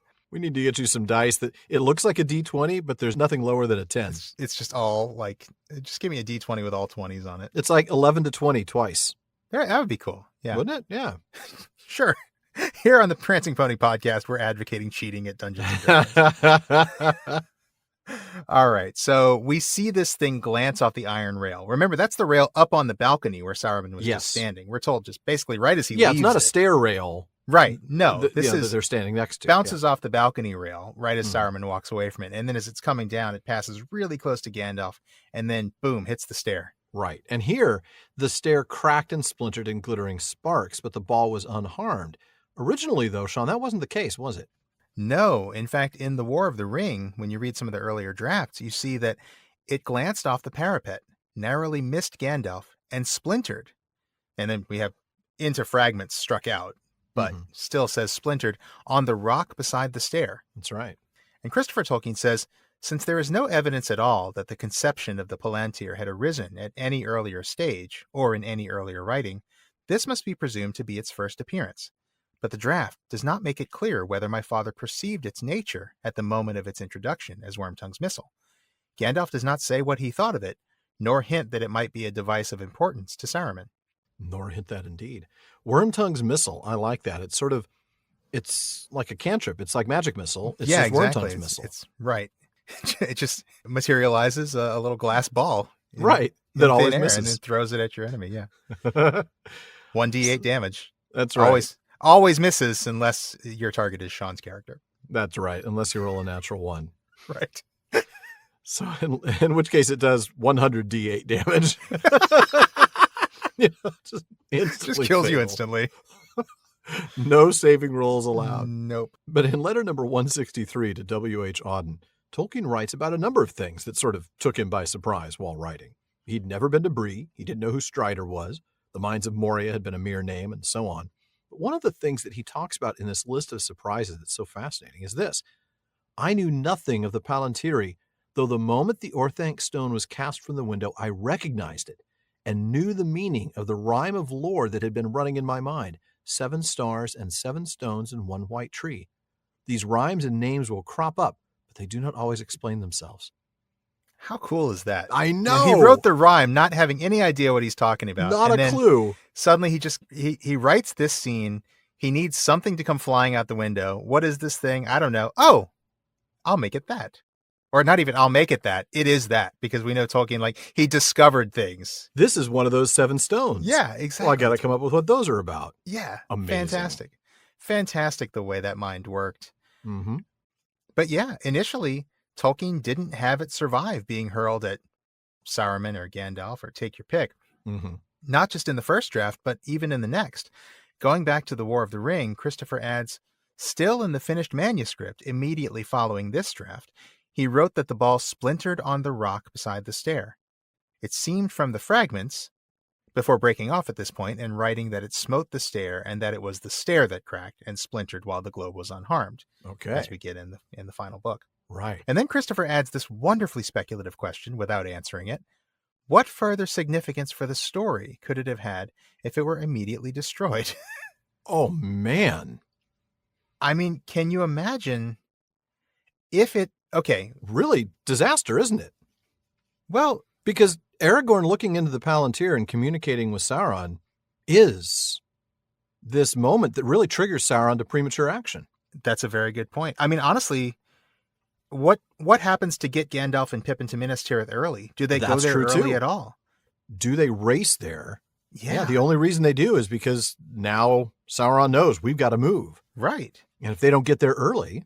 if Pippin doesn't get taken to Minas Tirith, do Pippin and Merry even continue in the story? Do they have their hero moments later on? That's a very good question. I mean, the whole thing could turn out differently. The whole story could be different. Wow, it really could, couldn't it? Yeah. All of that changes. Pretty amazing. Sauron continues to build his army and bides his time and sticks with his original plan. Mm-hmm. Aragorn doesn't pop up on his radar. Yeah. Pippin doesn't get burned hands and look like a fool. Look like he's got his hands glued to a flaming bowling ball. Right, exactly. I bowled a 300. I'm going to hold on to this darn thing. Yeah, it's pretty amazing. And so this is just one of those Spibemi moments, isn't it? Boy, it sure is. The Palantir comes flying out, and it's a good thing it does. It is a good thing that it comes out, and it's a good thing that it survives, huh? It is a good thing that it survives, and it does, and it rolls down the steps completely unharmed. Mm-hmm. And this description of it, the first time we set eyes on the Palantir. It's kind of Oh, ominous, yeah. isn't it? It This is. globe of dark crystal with a glowing heart of fire. I say dark crystal, all I could think of is Skeksis and Gelflings. Yeah. That's exactly right. Oh, man. But yeah, a globe of dark crystal with a glowing heart of fire. That's ominous. You know that this thing has some power. You don't know what it is yet, but we'll find out soon enough. But now that the stone has survived, I think it's time to discuss one of two obvious questions. Who was the target of Wormtongue's errant toss? I mean, he's such a bad throw, it's hard to tell. Is. I think Aragorn may absolutely be right, by the way. I think he may be right. I don't care which one of you it hits. Right. I just want it to hit somebody. Yeah. I don't know. I think that he was probably throwing it at Saruman. I kind of lean that way. And if he happens to catch Gandalf at the same time, or with the ricochet, or if he happens to knock Saruman off the balcony and he lands on Gandalf. Oh, that's even better. Sure, that's like double bonus, man. It's like, talk about a great bowling. Crush Saruman's head and his body, headless, falls down, lands on Gandalf, crushing him. Yeah. Spot on. Double win. Yeah. It's interesting that Éomer thinks Saruman threw it. Yeah. But obviously Gandalf knows the truth, and because it came from far above. But it hit the railing where Saruman just was. Yeah. So, right. And then Gandalf points out the obvious, that look, these two are going to be stuck in here together, and they are going to make terrible roommates. Terrible roommates. This is like your freshman year in college, and you're put in the same room as some. I hate that guy. I hate that guy. I got to live with him for the whole school year. Are you kidding me? Right. But Gandalf points out, look, this is fair punishment for Wormtongue. In fact, and boy, this is serious. If he dies in Orthanc, it's what he deserves. This is serious from Gandalf. Remember, this is the guy who said, many that live deserve death and some that die deserve life. Yeah.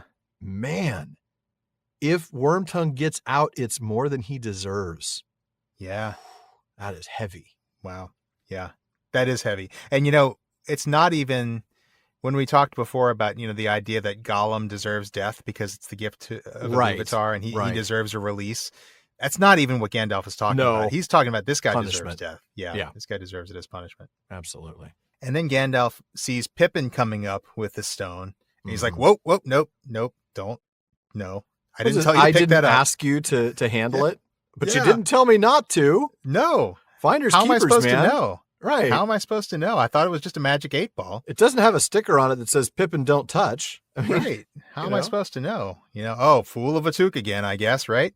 Right. But no, he does quickly take the stone from Pippin. Yeah. Kind of gives him a little talking to, and then wraps the stone up in his cloak. And this is where we start to see that not just the description, but now Gandalf's reaction to it. It's very clear that this thing is significant. Yeah. Even if we don't know exactly why just yet. That's right. Gandalf furthers that by saying, look, this is something that Saruman would not have chosen to cast away. Yeah, he's not wrong about that. No. So now moving on to the part that I didn't read, Gimli says, well, look, let's get out of throwing range if we're done here. Probably a good idea. Gimli is often very practical, isn't he? Yeah. Yeah, I don't want to be the target of the next thing he throws. No, the next thing he throws might be a little bigger, might be a little sharper, might be a little more accurately thrown. Yeah, exactly. And Gandalf agrees. He's like, yeah, we are done here, so let's get out of here. Yeah. But before we move on, I think we should really talk about that second obvious question, right? Do we want to speculate as to why it was the Palantir that Wormtongue grabbed? I mean, we can speculate. There's no answers, but yeah. Yeah, there's nothing going to stop us. Nothing stops us. Wasn't there anything else he could grab to throw down at them? I mean, I guess, like a book or something isn't going to sail as well. He's probably looking for something fairly aerodynamic. It's the right and shape, heavy. Right? Right. Yeah, true. Something solid. Yeah. But again, we know from earlier in the chapter that there were many tall windows. So this clearly wasn't the only other room with a view, so to speak. How did he end up in this room? That's a good point. And yeah, of all the rooms that he could have ended up in, why did he end up here? Did he come here looking for this thing? Could he have even known what it was? That's a very good question. I mean, I guess that's really the third question is, why was it the Palantir? And then did he know that it was a Palantir? Did he know what it was? Yeah.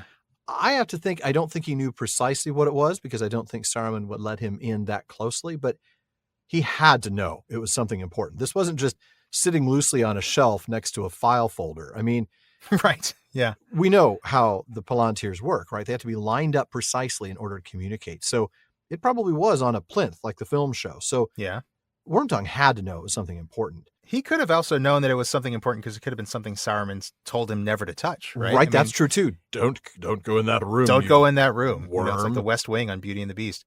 Right, exactly. Yeah. Don't go in there. Don't touch that thing. Yeah. Which is just like, that's the big red button. You can't tell somebody don't touch that. Right, exactly. And so it's probably just been eating him up. Yeah. Well, hating Saruman as Wormtongue does, I think trying to brain him with his own big rock seems like something an angry Wormtongue would do. Yeah, your precious crystal ball. I'm gonna kill you with this Here, thing. that's right. I'm going to drop this on your head. I also think, though, I think there's some serious spibimi going on here as well, right? I mean, Wormtongue gets mad, decides he wants to kill someone, whether it is Saruman or Gandalf. I think it's Saruman. Iluvatar somehow intervenes just a little bit and ensures that the object he throws is going to end up being of incredible use to Gandalf, while simultaneously robbing Saruman of his connection with Sauron. I definitely think it's a bit of spibimi. Absolutely. Yeah. It's like the ring getting off Gollum's finger and getting found by Bilbo. Yeah. Yeah. Well, getting found by Bilbo. I think we all know the ring left Gollum. Right. But it was a spibimi moment that Bilbo found it. I want to be clear on that. Happened down at the right moment. Yep. What about you? What do you think? I mean, spibimi? I definitely think it's spibimi. I think that Wormtongue might have had his own reasons as well. It's always one of those. It's not either or, right? It's both. Right. That's right. Both. So and there's spibimi there, and I think probably Wormtongue had his own reasons. I would probably assume that it's something that he knew was important to Saruman. Mm-hmm. Either he saw Saruman going into that room sometimes and didn't know what he was doing, or Saruman had told him never touch this thing, never go in that room, and so he decided to do just that. This is like coming back from the bar with your friends at 2 a.m. and your girlfriend is throwing the stuff out of your 4th-story apartment. Not that this has ever happened to me. I'm thinking like from the movies, right? No, I'm not kidding. That has never happened to me. Okay, this isn't one of those. I knew it wasn't when you said coming home late from the bar. Right, exactly. And what is she throwing out? She's not throwing out your clothes or your underwear. She's throwing out your TV. She's throwing out your computer. She's throwing out the things that matter to you. Your signed football, all that stuff. Like right. Yeah. And it's the things that matter. And I think you're right. Wormtongue knows this matters. Whatever it is, whatever it does. Doesn't know what it is, but he knows it's important to Saruman. And he wants to crush Saruman's head with it. Yeah. Exactly. Yep. Yeah, I agree. I think that's it. All right. Well, let's go ahead and see what happens next. We're going to have you pick up just a few paragraphs down. And Mary's basically just asked Gandalf, hey, were things likely to end any other way? Right. Not likely, answered Gandalf, though they came to the balance of a hair.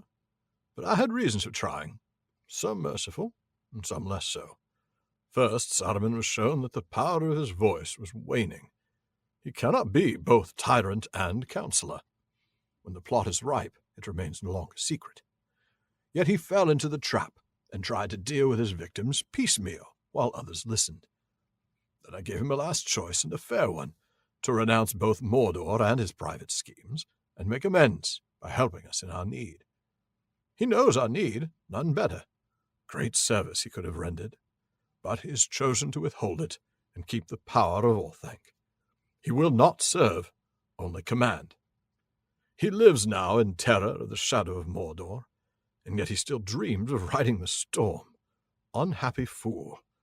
He will be devoured if the power of the East stretches out its arms to Isengard. We cannot destroy Orthanc from without, but Sauron, who knows what he can do? And what if Sauron does not conquer? What will you do to him? Asked Pippin. I?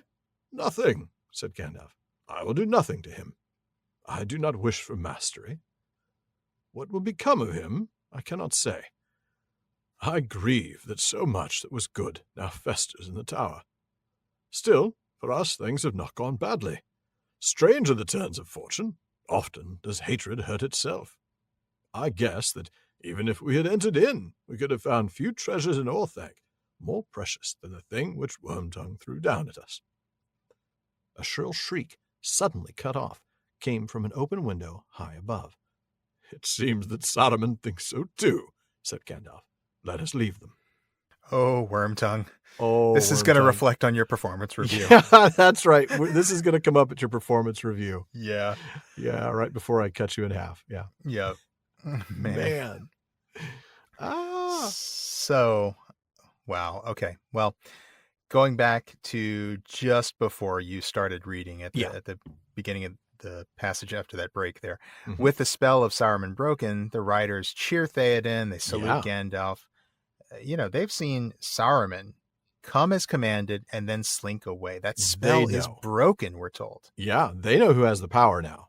It's Gandalf. Absolutely. Yeah. And then Gandalf says he has to find Treebeard to fill him in. But Merry says, look, wouldn't Treebeard have figured out there was no other way this was going to end? Gandalf's response is, look, it really wasn't likely that we were ever going to have a different outcome. But it honestly did come down to a close call, didn't it? Yeah, it did come down to a close call. And Gandalf says he had reasons for trying to do things this way. And it wasn't just mercy that made him do this. There were also some strategic concerns as well. Yeah. He wanted to reveal the weakening of Saruman's voice. To Saruman himself, in fact. Right. Yeah. These things that you trusted in. So, we're thinking Orthanc primarily, but also even the power of your voice. Yeah. Knock him down a peg. He needs to be knocked down a peg. He needs to understand his limitations. If you won't humble yourself, you'll be humiliated. That's right. Well said. And that's exactly what he does here. Yeah. And then, of course, Gandalf points out, you cannot be both a tyrant and a counselor. That's not going to work. And it's true. Yeah. You can't treat people kindly and expect to persuade them and then also attempt to dominate them. It just doesn't Believe work. me, I've tried. No. I mean, come on. Yeah. You can't be both. It's two different styles of leadership. You know? Yeah. You cannot be both good cop and bad cop. Yeah, exactly. No, that's a really good breakdown. Good cop and bad cop. And then he reveals that Saruman actually fell into his trap, trying to deal with people one at a time. And it could be because he couldn't have dealt with so many people at once. That's true. Yeah. We saw in the previous episode, like he might have been shy about coming out and appearing in front of so many people at once. Remember that? And it wasn't so much about actual introvertedness or shyness. Right. It was about the fact that his power is perhaps waning. And he doesn't have the ability to persuade that many people all at once. Right. Yeah. It's like he doesn't have the big demagoguery power anymore. He can't. Yeah, he doesn't have enough skill points in that. Somehow he's lost a skill point in it. Now he can only handle, one at a time. One at a time. And then, there's the final choice, right? Which was an honest and a fair one. You can renounce Mordor and help us. Yeah. Yeah. And he's chosen, but he is chosen poorly. Oh, man. Yeah. Not the right cup, man. Not the right cup. Absolutely. Boy, and talk about somebody who would pick the wrong cup. It would be Saruman, wouldn't it? He would never pick that simple wooden cup. He would totally pick the big gold grail with the rubies all over it. Totally. Yeah, he would. Boy, you're not kidding. And speaking of pride and all of that, we see a direct connection here between pride and Saruman's failure. He will not serve, Gandalf says. He will only command. And yet humble leadership requires a willingness to serve, doesn't it? I absolutely agree with that. And, with this idea that he won't serve, only command, I'm reminded of Milton, Paradise Lost. Mm-hmm. There's that famous line from Lucifer, better to reign in hell than serve in heaven. That's right. Boy, that is Saruman, isn't it? Yeah. Totally. I mean, he'd rather be on top here in his filthy, flooded ruin than be a soldier in the army of good. You could fight for something good. You could redeem yourself. Just come follow me. He's like, nope, I'm good. I'll reign here. There is still some good in him. I feel it. Not in this one. No, not a chance. Not one. Yeah. Not in this one. And while he is rightly scared of Sauron, he thinks he might actually survive. He's like, maybe if I hole up here, maybe I'll be fine. No. Okay. Yeah, sure. Deluded. Yeah. Quite. Yeah. Absolutely not a chance. Yeah. And then Pippin asks a good question. Hey, if we win, not Sauron, what's going to happen to Saruman then? I love Gandalf's response. Look, I'm not going to do anything to him. I know better than to seek mastery. People seeking mastery, that's how you end up like Saruman. Yeah, absolutely. Yeah. And Gandalf can't really answer the question of what will happen to Saruman. No, he really can't. He's not going to do anything, but he doesn't really know. Yeah, he doesn't know what Saruman's going to do. Saruman does have free will. Yeah, he does. Yeah. I love Gandalf saying he grieves that so much that was good now festers in the tower. Oh. It reminds me a little of that Nienna influence, Yeah. Well, and think about that. Remember how much the Valar grieved for the loss of Feanor. They saw the marring of him as one of the most evil things Melkor did. Right. Yeah. And here we have Saruman marred by Sauron. Very, very similar, isn't it? It is very similar. Man, Craftsman. As we're saying this, I'm like, Saruman is more Feanor than I think anyone else we've seen since Feanor. I think you're right. honestly. There are so many similarities. I mean, now that you say that out loud, yeah. Because you talked about Feanor's persuasion, right? Mm-hmm. Yeah. Besotted as if with wine and all that stuff. The seeking mastery of others. Seeking mastery of others. Very much the mind of metal and wheels, the sort of, craftsman extraordinaire. We talked about the idea of like sort of progress for progress's sake, reform Very much. at the beginning of this episode. The domination of minds. Yeah. The feeling like nobody else should rule but me. I'm the only one. I'm the only smart guy around here. Yeah. Why do I always have to do it? Because, I'm the only one who can. Wow. Saruman really is the new Feanor. I'm the only one who can save you, which is pretty much what he says to the elves, in Tyrion. I'm the only one who can. That's right. Wow. There are 1,000 parallels, and they just start jumping out at you all of a sudden, don't they? They really are. And I think for anyone who's still like, oh no, Feanor's not a bad guy. Like, look. Wow. Look. Yeah. Feanor and Saruman, it's like the same arc. Okay. Saranor, come back. Saranor, come back. I mean, and chances to redeem himself. Yeah. Well, they all get that, but yeah. I mean, Feanor, you could still redeem yourself. Yeah. Give us back the Silmarils, even though he can't. He doesn't know Right. he can't. But if he had chosen to give them back, not knowing that Melkor had already stolen them, man, that's a redemption moment for him. And he turns his nose up on it, just as Saruman does. Boy, it is. And Saruman had one too, but he was too proud to accept it. Yeah. Couldn't humble himself just that little bit. Wow. That's pretty awesome. I hadn't picked up on that until right here when we were talking about it. I know. Totally not even in our notes, was it? Just boom. So that's what's so fun about reading the text so closely, isn't it? You just it really wow. is. It's just, you start catching those little details. And now it's so completely obvious. Oh, it's like a spotlight. I mean, how did I miss that before? Yeah. Right. So, well, back to the text. Now, attention turns to this change in fortunes, right? Thanks to Wormtongue's anger. Hey, look what we got out of this. Right. Exactly. That great proverb, by the way. Often does hatred hurt itself. I love that. It's just, it's a truism. And we know that. That's the kind of thing that happens. Gandalf points out, we could not have done better in finding treasure, even if we'd gone into Orthanc ourselves. Yeah, this is absolutely the rarest of the rare loot drop from the Overthrow Saruman quest. This is, exactly. This is the thing you get if you roll better than everybody else after the raid. You get the Palantir. We could not have even hoped to find this thing. Maybe the Elendil Mirror would rank pretty high as well. True. Which they find there later. But that's about it. That's true. Yeah. But it does bring us back to what we were speculating about a little while ago. Like, why, of all things, I know this stone? And I guess it's just what we were saying. Spabimi and Wormtongue just being spiteful, probably. Absolutely. And then, of course, to confirm the stone's importance, in case we're still wondering, we get that shrill shriek. The fact that it's suddenly cut off tells me that was Wormtongue's shriek. Yeah. I don't think Saruman bothers to cut off his shriek. I think you're right. I think that's exactly what's going on there. And then, of course, it's finally time to leave. Let us leave them. Let us leave these two roommates to enjoy themselves. They've got a lot to talk about. They do. We've got a lot to talk about. I'm going to have you skip one paragraph and then read some. All right. So this is farewell to Treebeard, isn't it? Gandalf finds Treebeard and does little introductions. This is our last Treebeard dialogue for a couple of years. Yeah. Here are 3 of my companions, Treebeard, said Gandalf. I have spoken of them, but you have not yet seen them. He named them one by one. The old Ent looked at them long and searchingly, and spoke to them in turn. Last he turned to Legolas. So, you have come all the way from Mirkwood, my good elf. A very great forest it used to be. And still is, said Legolas, but not so great that we who dwell there ever tire of seeing new trees. I should dearly love to journey in Fangorn's wood. I scarcely passed beyond the eaves of it, and I did not wish to turn back. Treebeard's eyes gleamed with pleasure. I hope you may have your wish ere the hills be much older, he said. I will come if I have the fortune, said Legolas.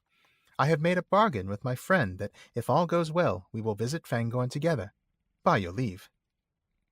Any elf that comes with you will be welcome, said Treebeard.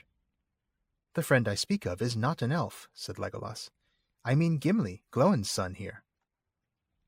Gimli bowed low, and the axe slipped from his belt and clattered on the ground.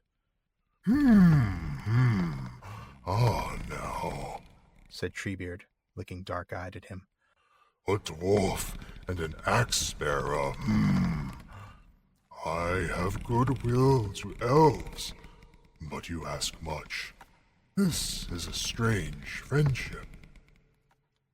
Strange it may seem, said Legolas, but while Gimli lives I shall not come to Fangorn alone. His axe is not for trees, but for orc-necks, O Fangorn, master of Fangorn's wood. 42 he hewed in the battle. Oh, come now, said Treebeard. that is a better story. Well, things will go as they will, and there is no need to hurry to meet them. But now we must part for a while. Day is drawing to an end, yet Gandalf says you must go ere nightfall, and the Lord of the Mark is eager for his own house. Yes, we must go, and go now, said Gandalf. I fear that I must take your gatekeepers from you, but you will manage well enough without them. Maybe I shall, said Treebeard. but I shall miss them. We have become friends in so short a while that I think I must be getting hasty, growing backwards towards youth, perhaps. But there, they are the first new thing under sun or moon that I have seen for many a long, long day. I shall not forget them. I have put their names into the long list. Ents will remember it. Ents the earthborn, old as mountains, the wide walkers, water drinking, and hungry as hunters, the Hobbit children, the laughing folk, the little people. They shall remain friends as long as leaves are renewed. Fare you well, but if you hear news up in your pleasant land, in the Shire, send me word. You know what I mean, word or sight of the Entwives. Come yourselves if you can. I love that. Oh, tears to the eyes. This What a fellowship moment. Isn't between it? Classic. The unlikeliest creatures imaginable, right? Ents and hobbits. I love it. Little 3-foot tall hobbit and 14-foot tall tree thing. Yeah, it's awesome. It's great. Fantastic. So going back to the beginning of the passage, right? They're back at the gate now, and they encounter Treebeard and another dozen Ents, leaving the three hunters to gaze in wonder. Yeah. This is a little startling. And Gandalf, of course, introduces them, and Treebeard does the typical Treebeard thing. He looks at them long. Yeah. Yeah, and we're told that he speaks to all of them in turn, but then we actually see what he says to Legolas, right? Yeah, right. Legolas is the one he can kind of relate to, right? Talks to Legolas coming from Mirkwood. Legolas talks about how much he wants to come back to Fangorn, which does please Treebeard quite a bit. It's pretty Makes cool. him happy, right? Yeah.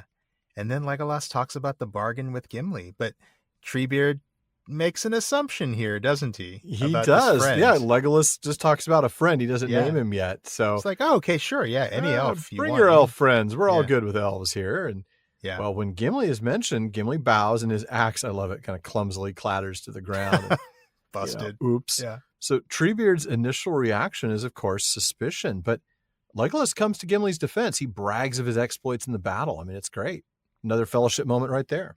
Yeah, he does. And, Treebeard gives a little bit, right? Yeah. He says, okay, that's a better story. But then he kind of dodges the question of the visit itself. Kind of. Like, completely shelves it. Right. Yeah, exactly. It's just like, well, okay, we'll table that for now. Yeah, put that in the parking lot. Right. Yeah. Don't be hasty, right? Now all of a sudden we're being. A moment ago it was like any friend of yours can come to the forest anytime. Now it's don't be hasty. Let's talk about this later, right? Yeah, exactly. I love that. He's still not so sure. Yeah. But now it's time for everybody to leave. And Gandalf says, look, I'm going to have to take your gatekeepers with me. And that, of course, is Merry and Pippin. Yeah. Treebeard calls them friends, and they make him young again, which I love it. As old as he is, that's something. Yeah. And I love the addition of the hobbits in the long list. I especially love that they are right next to the Ents themselves. Yeah. That's a really good point. Yeah. Yeah. They're right there. Yeah. He's not like putting them after like the ducks and before, the turtles or something. Somewhere between the rats and the voles we've got the hobbits. Yeah. Right. No, they're right there with the Ents, I guess, to symbolize that friendship between them. I think so. Yeah. I love it. Interesting. I don't know that this means anything. I just think it's a cool juxtaposition. We've got water drinking, and then the next half line is hungry as hunters. It's like he's juxtaposing the Ents drinking water with the hobbits eating food, right? Yeah. I don't think there's anything like significant about that. I just think it's a neat little contrast. I think you're probably right. It's more about the alliteration, right? The wide walkers, water drinking, and then we got hungry as hunters, the hobbit children. Yeah, but Tolkien could have chosen anything to done, alliterate there. He could have alliterated a number of other things. Yeah. Right? Yeah. I think it's kind of neat. I do too. I think it's cute. The laughing folk, the little people. That's super cool. And then Treebeard speaks to them directly. You know, farewell, my friends. I say that quite a bit. That's true. But hey, don't forget, send news of the Entwives. If you have any, if you hear about any Entwives, give me a call, man. Yeah. And or come yourselves, and deliver that news to me and come visit. And Merry and Pippin agree, and after the passage I read, they actually agree, and then they turn away. Yeah, which they turned away hastily, which they know if they stick around much longer, they're probably going to cry, I guess. I think so. I think this is like, all right, I got to get out of here before the waterworks come. That's right. So now we're going to go ahead and wrap up the chapter. This is with Treebeard and Gandalf, so we finally get this little one-on-one, and I'm going to go ahead and read that. So Saruman would not leave, he said. I did not think he would. His heart is as rotten as a black horn's. Still, if I were overcome and all my trees destroyed, I would not come while I had one dark hole left to hide in. No, said Gandalf, but you have not plotted to cover all the world with your trees and choke all of the living things. But there it is. Saruman remains to nurse his hatred and weave again such webs as he can. He has the key of Orthanc, but he must not be allowed to escape. Indeed, no. Ents will see to that, said Treebeard. Saruman shall not set foot beyond the rock without my leave. Ents will watch over him. Good, said Gandalf. That is what I hoped. Now I can go and turn to other matters with one care the less. But you must be wary. The waters have gone down. It will not be enough to put sentinels round the tower, I fear. I do not doubt that there were deep ways delved under Orthanc, and that Saruman hopes to go and come unmarked before long. If you will undertake the labor, I beg you to pour in the waters again, and do so until Isengard remains a standing pool, or you discover the outlets. When all the underground places are drowned and the outlets blocked, then Saruman must stay upstairs and look out of the windows. Leave it to the Ents, said Treebeard. We shall search the valley from head to foot and peer under every pebble. Trees are coming back to live here, old trees, wild trees. The Watchwood, we will call it. Not a squirrel will go here, but I shall know of it. Leave it to Ents, until 7 times the years in which he tormented us have passed. We shall not tire of watching him. There we go. All right. Hard to believe there's only one chapter left in this book, Sean. I know. And this season. I know. Crazy. Well, so this is the last one-on-one meeting of Gandalf and Treebeard. Yeah. And we see Treebeard, first of all, observing the rotten nature of Saruman's heart. Rotten as a black Huorns. Yeah. Yeah, we talked about that in a recent episode about the Huorns becoming more Ent-like and Ents becoming tree-like and the ones with bad hearts. Well, this is talking about Saruman's heart. It is like those evil black Huorns, yeah. He's a bad egg. He's going to go down the chute just like Veruca Salt. You going to sing that for us? No. Okay, good. So Treebeard, though, confesses that he'd do the same thing. I would hide in my last dark hole if I'd been overcome. That's amazing that he can actually have a little empathy for Saruman after everything he's done. He can actually say, you know what? I would do something very similar. I would hide anything to save my skin, right? Yeah. But Gandalf was like, wait, hang on. Yeah. You you haven't tried to take over the world. Okay? Wormtongue and Saruman. It's like Pinky and the Brain. Yeah. Gee, Saruman, what are we going to do tonight? Same thing we do every night, Pinky. Wormtongue. Try to take over the world. Yep. But yeah, like this, no, man, you are totally not the same as Saruman. No, not even And then close. he moves right past that and just makes it Yeah, clear that, yeah. look, Saruman must not be allowed to escape. Mm-hmm. Treebeard agrees and says he'll see the job done. Yes, he does. We'll get to that. But Gandalf is grateful. He'll try at least, you know. Well, yeah, we'll see how hard he tries, I guess, in a few years. Yeah. Yeah. So Gandalf's grateful for Treebeard's help, don't get me wrong, but he does take time to remind Treebeard he's not micromanaging here, but he's kind of telling Treebeard how to do his job, isn't he? A little bit. Yeah. A little Like bit. it's not going to be easy. There are going to be other ways of escape. There's a ton of tunnels everywhere. And Saruman's going to look for those. He wants to get out, come and go as he pleases. So flood the place again until you find those outlets and shut them all off. Block them in. Yeah. Yeah. Okay. But let's talk about Gandalf's micromanaging, because he takes all this time to talk about, all these other ways of escape, you know, flood it, make sure all these underground ways are blocked. But he doesn't warn Treebeard about the one thing he should warn him about, which is Saruman's primary weapon, his voice. That's right. Which just happens to be exactly how he ends up escaping. That's a very just good point. throwing Why that did out he there. Leave that alone. Oh, Gandalf. Come on. I know. It's like reading this again. I was like, wait a minute. How did he escape again? Yeah, the one thing Treebeard is not warned about. It would have been useful. I guess that's it. If Gandalf had warned him about that, I guess Saruman would have come up with something else. But it's his voice. I mean, his power of persuasion. That's what he ends up doing. But anyway, I'm getting ahead of ourselves. That is hilarious. No, you're right. But Treebeard says, yep, we'll take care of it. It's as good as done. We'll find all of those ways to escape. We'll take care of them. And then we're going to set up guard. The Watchwood. I love that name, the Watchwood. Yep. And then there's the symbolic time they'll watch. This isn't a literal measurement, by the way. 7 times the years he tormented the Ents. That's just, really flowery language, right? Yeah, this is symbolic. It's kind of poetic, symbolic language. Poetic is a way to put it. That's a good way of, good word there. Yeah, basically, we're not going to tire of watching him. We will see this done. And, we're going to be around a while. So, we're not doing anything else. Yeah. But as we've been saying, in a couple of seasons, we're going to get to the point where Gandalf and the others do return to Isengard, and they do find out that Treebeard had let Saruman go 1 week. 1 week before man. They returned. You watched him all this time, but you let him go a week ago. So close. Well, I know that not a squirrel will traverse the Watchwood, but that Treebeard knows. Not an email traverses the bag, but Bartleman knows. Indeed. And when we're done with what Bartleman has sent us, well, the talk continues all night long at the Prancing Pony. That's right. Our amazing listener community keeps the conversation going in all of our social media spaces. At our common room on Facebook, you'll find comments, questions, corrections, and more on every episode, as well as updates from us throughout the week. Just look for the Prancing Pony Podcast on Facebook. And be sure to both follow the page and join the group. The page is a great way for us to keep you up to date on the latest PPP happenings, but the group gives you a great chance to discuss Tolkien with your fellow listeners and with us. That's right. And of course, we also have some really good discussions going on over on Reddit. You can find us there at r/PrancingPonyPod.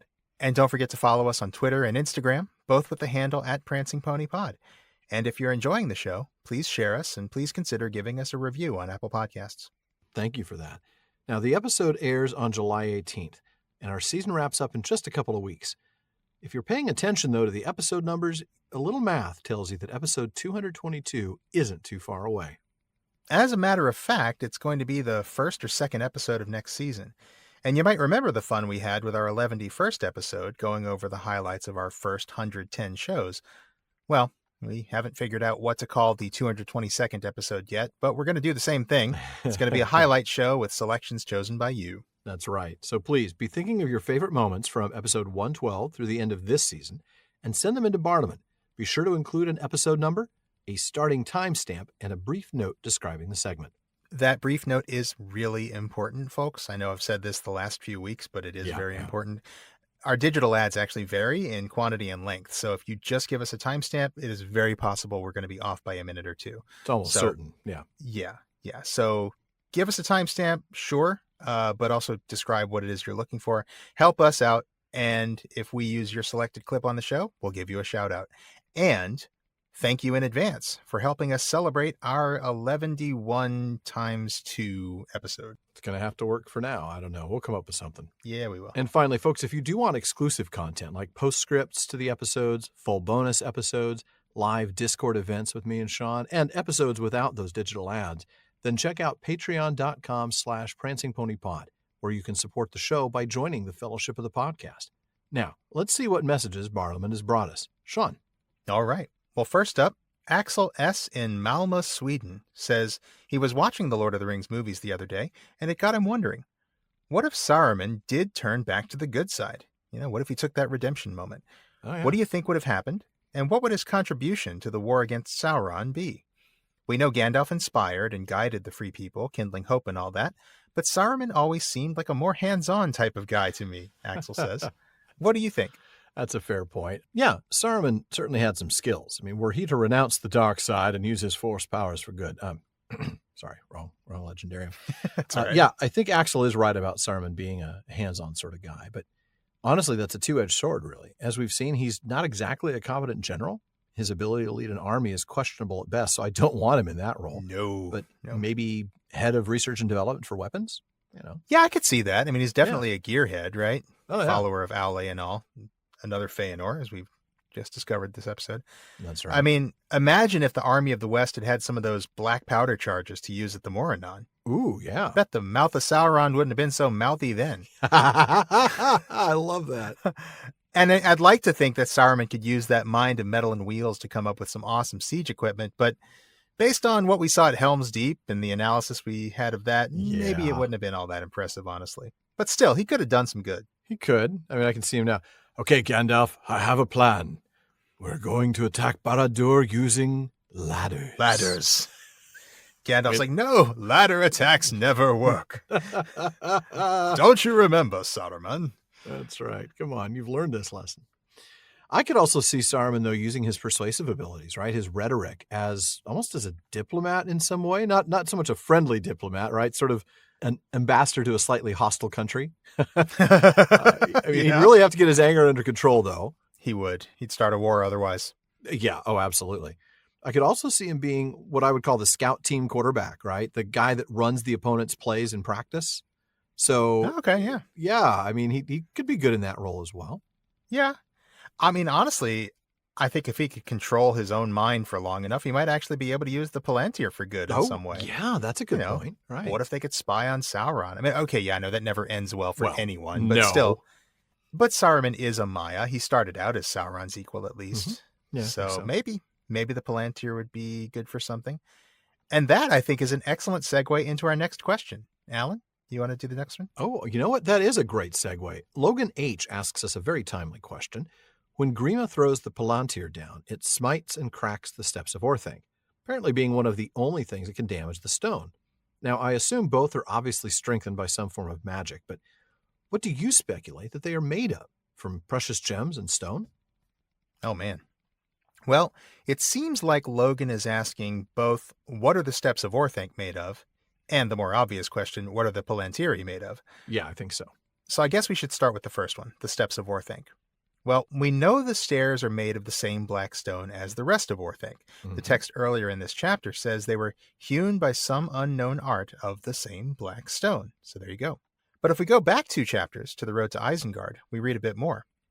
It seemed a thing not made by the craft of men, but riven from the bones of the earth in the ancient torment of the hills. A peak and isle of rock it was, black and gleaming hard.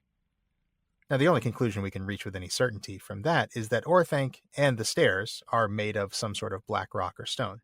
Right. A peak and isle of rock it was, black and gleaming hard, and hewn of the same black stone. Yep. But we do get something later that shines a bit more light on it.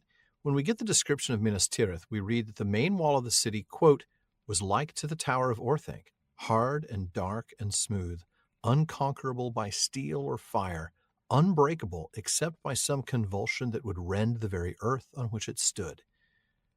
Rending the very earth on which it stood, I don't know, that sounds to me like Tolkien maybe is implying there's some sort of volcanic origin to it. I mean, maybe I'm stretching, but that's kind of what I feel like. It also goes back to that whole idea of riven from the bones of the earth. Mm-hmm. So maybe that's where we're headed there. And that could be why the film version looks like it's made of obsidian. That's a bit of a problem from a geological perspective, though. Obsidian, which is volcanic glass, is actually quite brittle and can be broken relatively easily. Right. Mohs hardness scale is the thing that they measure how hard something is, right? Talc is 1 and diamonds are 10. Okay. So obsidian is a 5 to a 6 on Mohs hardness scale. It's about the same as fool's gold, pyrite. Quartz is a 7. So quartz would scratch the obsidian. So that's why it can't possibly be obsidian. And diamonds are a 10. So, okay.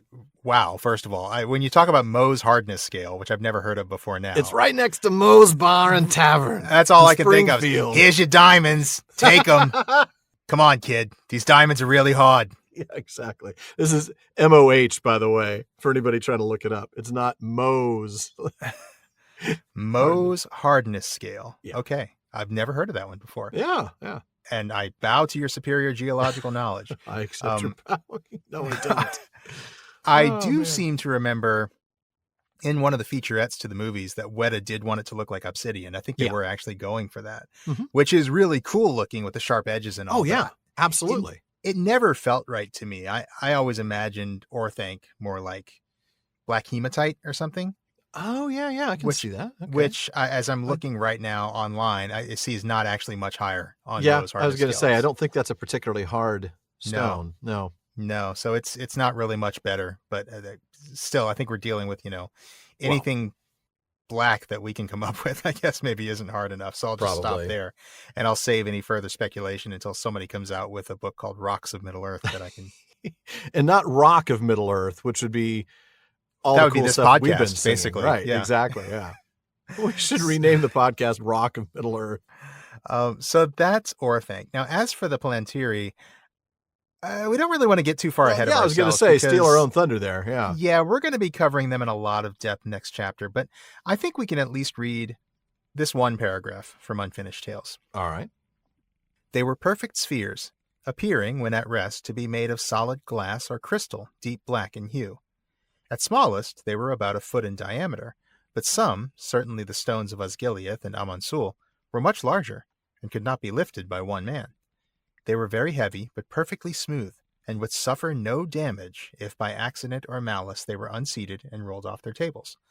They were indeed unbreakable by any violence then controlled by men, though some believed that great heat, such as that of Orodruin, might shatter them, and surmised that this had been the fate of the Ithilstone in the fall of Barad-dûr.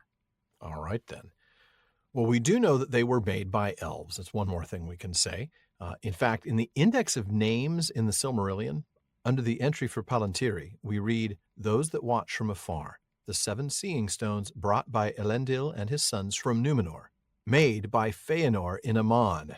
What? Mm-hmm. So, yeah, these are ancient stones made by the greatest craftsman who ever lived.